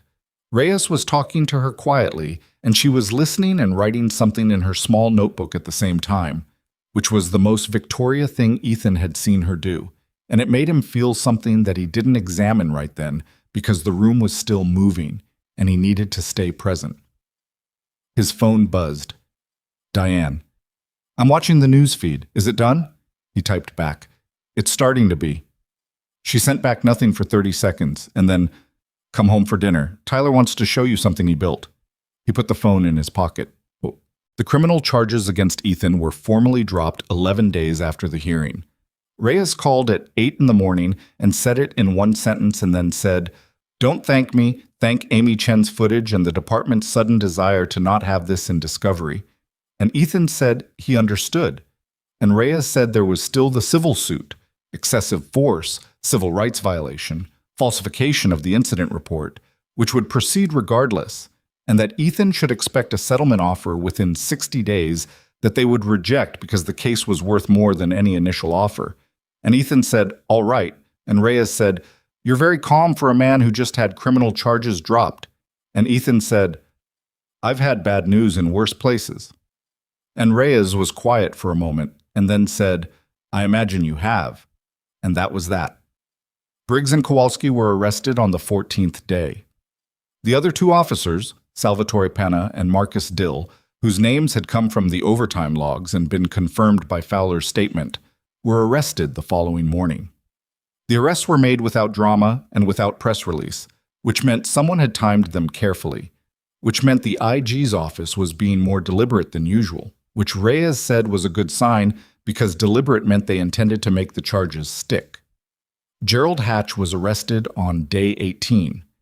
He retained private counsel within 4 hours and was released on bond by evening, and his attorney issued a statement describing the charges as politically motivated and procedurally irregular, which was the statement attorneys issue when they don't have anything else.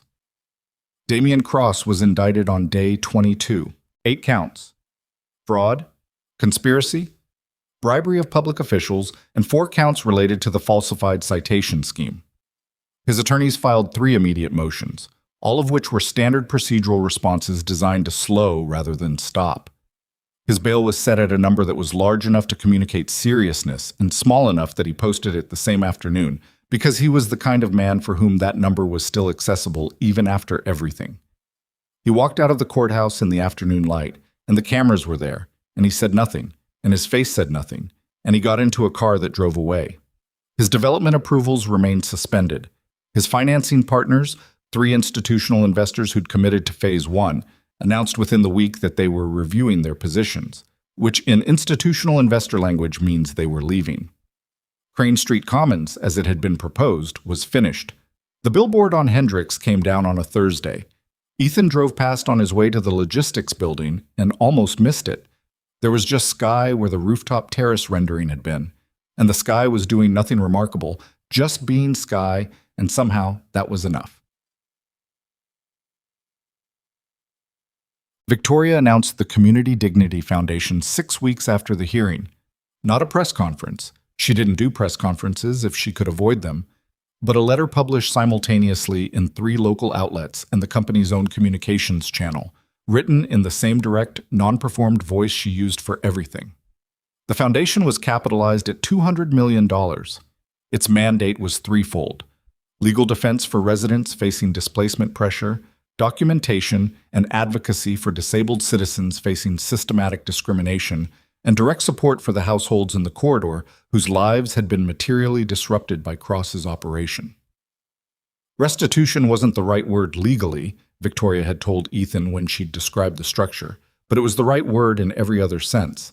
She asked Ethan to be its executive director 3 days before the announcement. They were in the logistics building, always the logistics building, the unremarkable room with the long table, which had become by accumulation the place where the real conversations happened. Nadia was there, reviewing something on her laptop. Marcus was somewhere in the building. The cold coffee was present as always. "You've already thought about whether to say yes," Victoria said. "Yes." "And?" He looked at the table. He thought about the source networks he'd built in denied areas, the patient work of earning access from people who had every reason not to trust anyone. He thought about Estelle's door opening in 11 seconds, about Terrence's hands flat on the table and then not flat. "It's the same work," he said. "Just permanent," she said. "Yeah," she nodded. "Same condition as before. Tyler doesn't know the details until you decide he should. The house is in better shape now. I heard." She almost smiled. "The Meridian Capital Default Challenge. Reyes says it's strong, probably resolves in your favor within 90 days. You should stop tracking my mortgage. You should stop being surprised that I do." The almost smile completed itself briefly. "Will you take it?" He looked at her. "The salary is fair. Nadia negotiated it as if you were going to argue, so you won't be able to." He was quiet for a moment. "I want final say on how we approach witnesses," he said. "No timelines that pressure people who aren't ready. No using someone's situation as leverage to accelerate their cooperation." "Agreed. And I want Estelle Marsh on the advisory council." Victoria blinked. "She's 81. She's the sharpest person in the corridor. She's been resisting this operation since before we knew it was an operation." He held her gaze. She's the advisory council. A pause. Victoria looked at Nadia. Nadia was writing something without looking up. Done, Victoria said. He nodded. Then, yes. He told Estelle in person. Drove to Crane Street on a Tuesday morning, knocked once, waited 11 seconds, heard the lock. She looked at him when he told her. He'd expected her to deflect. She had the demeanor of someone who deflected recognition as a matter of habit, who'd spent decades doing things that mattered and found acknowledgement somewhat beside the point. She didn't deflect. She looked at him for a long moment with her full, unmediated attention, and then she said, Harold would have thought that was something. What do you think? He said. I think I've been waiting for someone to ask me something serious for about 7 years. She stepped back. Come in. I made something. The cobbler was on the counter. She hadn't made it for the occasion. It was just there, the way some people always have something ready because readiness is how they live. He sat at her kitchen table for the second time, and the window above the sink showed the same immaculate backyard and the same bird feeder and the fence she'd recently repainted. And she sat across from him, and they talked for an hour about what the foundation could do and what it couldn't, and what the corridor needed that no foundation could provide, and how to know the difference. She had opinions that were specific and evidenced and occasionally contradicted what Ethan had assumed, and he wrote some of them down. When he stood to leave, she walked him to the door. You fixed the gutter, she said. She'd apparently noticed this on her way past his block at some point, which meant she'd been paying attention to him the way she paid attention to everything. Quietly, continuously, without announcing it. South side, he said. Still need to do the north. Don't wait until November, she said. No, ma'am. She nodded and closed the door. The Langley Community Protection Center opened 7 months later in the former redevelopment site at the Crane Street corridor's northern edge, a building that Cross's preliminary filings had earmarked for luxury retail and which now housed, on its 3 functional floors, a legal clinic, a veterans services office, a disability advocacy center, and a community meeting hall that had been designed by an architect Victoria had hired specifically because she used a wheelchair and understood what it meant to design a public space that didn't make you feel like an afterthought. The opening wasn't a ceremony exactly. Victoria had been clear about that. No ribbon, no speeches from officials who hadn't been there when it mattered. What she'd organized was closer to a gathering. People from the corridor, the staff, the attorneys and researchers and volunteers who'd built the evidentiary record, and the residents who'd given testimony, many of whom were meeting each other for the first time, despite having lived 3 blocks apart for decades. Ethan stood near the entrance and watched people come in. He saw the Garcia family. The daughter, whose name was Rosa, was talking to one of the foundation's new legal advocates with the focused energy of someone identifying a career direction. He saw Terrence Webb in conversation with 2 veterans he'd never met, something passing between them that looked like the recognition of shared context. He saw Amy Chen, who had become the Foundation's community outreach director 4 months ago, and had turned out to be methodical and precise and genuinely fearless in the specific way of someone who'd already paid the price of standing up and found it survivable. He saw Estelle Marsh seated at the center of a cluster of people, holding court with the unhurried authority of a woman who'd known for 47 years that this block was worth staying on. He saw his sister Diane and Tyler near the windows, Tyler examining something on the wall, an architectural detail in the accessible design, some mechanism he'd noticed and couldn't stop looking at because Tyler noticed mechanisms, always had, would probably build something someday because of it. Diane caught Ethan's eye across the room and did nothing dramatic, just looked at him with the steadiness of someone who has watched their brother walk toward hard things his entire life and has stopped being surprised by where he ends up. He looked at the room. He had a Navy cross in a shoebox under his bed. He had a knee that predicted rain. He had a mortgage that was 60 days from resolution and a gutter on the north side of the house that he'd fixed the previous weekend, finally. He had a nephew who built things, and a sister who understood him without requiring explanation, and an apartment on Delwood Avenue that the bank no longer had a clean claim on. He had a job that was the same work he'd always done, and a geography he'd always known, for people who'd given him cobbler and testimony and 11 seconds at the door. Victoria appeared at his shoulder. She had the small notebook. Of course she had the small notebook. How does it feel? She said. He looked at the room for a moment before answering. Like something that should have been here already, he said. She was quiet for a moment. Yeah. Then, that's the work, I think. Not building what's never existed, building back what was always supposed to be there. He didn't respond to that because it didn't need a response. She moved on into the room, pausing to talk to Rosa Garcia, to accept something from one of the legal clinic staff, to listen to Nadia for 30 seconds about something on her tablet. She moved through the space the way she moved through everything, without performance, without announcement, with complete attention to wherever she happened to be standing. Ethan stepped outside for a moment. The Crane Street corridor in November was bare-treed and wind-scoured, and looked like what it was, a neighborhood that had been through something and was still standing. The storefronts that had turned over were still turned over. Like, he wasn't naive about that. Displacement doesn't reverse like a film played backward. And some of the losses were permanent, and he knew that and held it honestly alongside everything else. But the blocks that had held. The houses where the green marks had clustered on Nadia's map were still occupied. Estelle's fence was still recently painted. The Garcia's building still had the same super, who'd fixed the mailbox that had been broken for 3 years, which was small but wasn't nothing. He looked at the building behind him.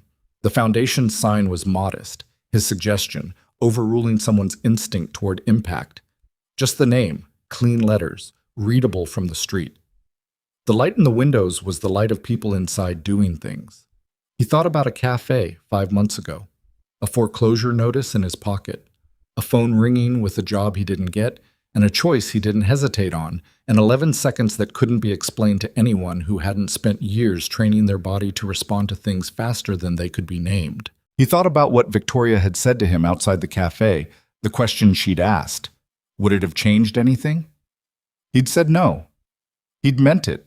And standing here now with the wind off the cross streets carrying that sharp November thing that didn't quite belong to a city, he still meant it.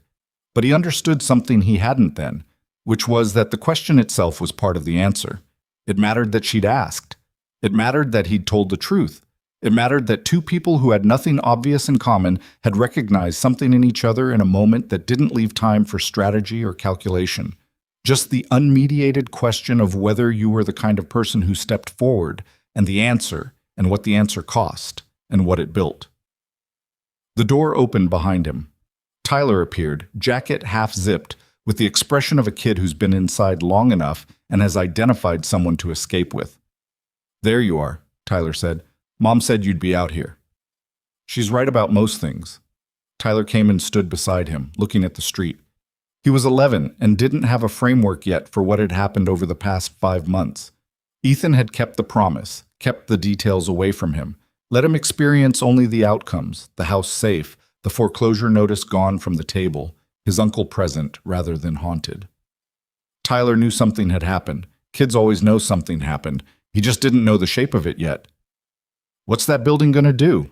Tyler said, meaning the center behind them. Help people keep what's theirs, Ethan said. Tyler thought about this. How? Lawyers, advocates, people who know how the system works and can use that knowledge for the people it's supposed to protect. He paused. And people who are willing to show up and not leave. Tyler was quiet for a moment with his 11-year-old seriousness. Is that what you do? Ethan looked at the street, at the block, at the ordinary November light falling on things that were still there because enough people had decided they were worth staying for. Yeah, he said. That's what I do. Tyler nodded, apparently satisfied, and went back inside. The door closed. Ethan stood on the street a moment longer. Down the block, an elderly woman was having trouble with her grocery bags.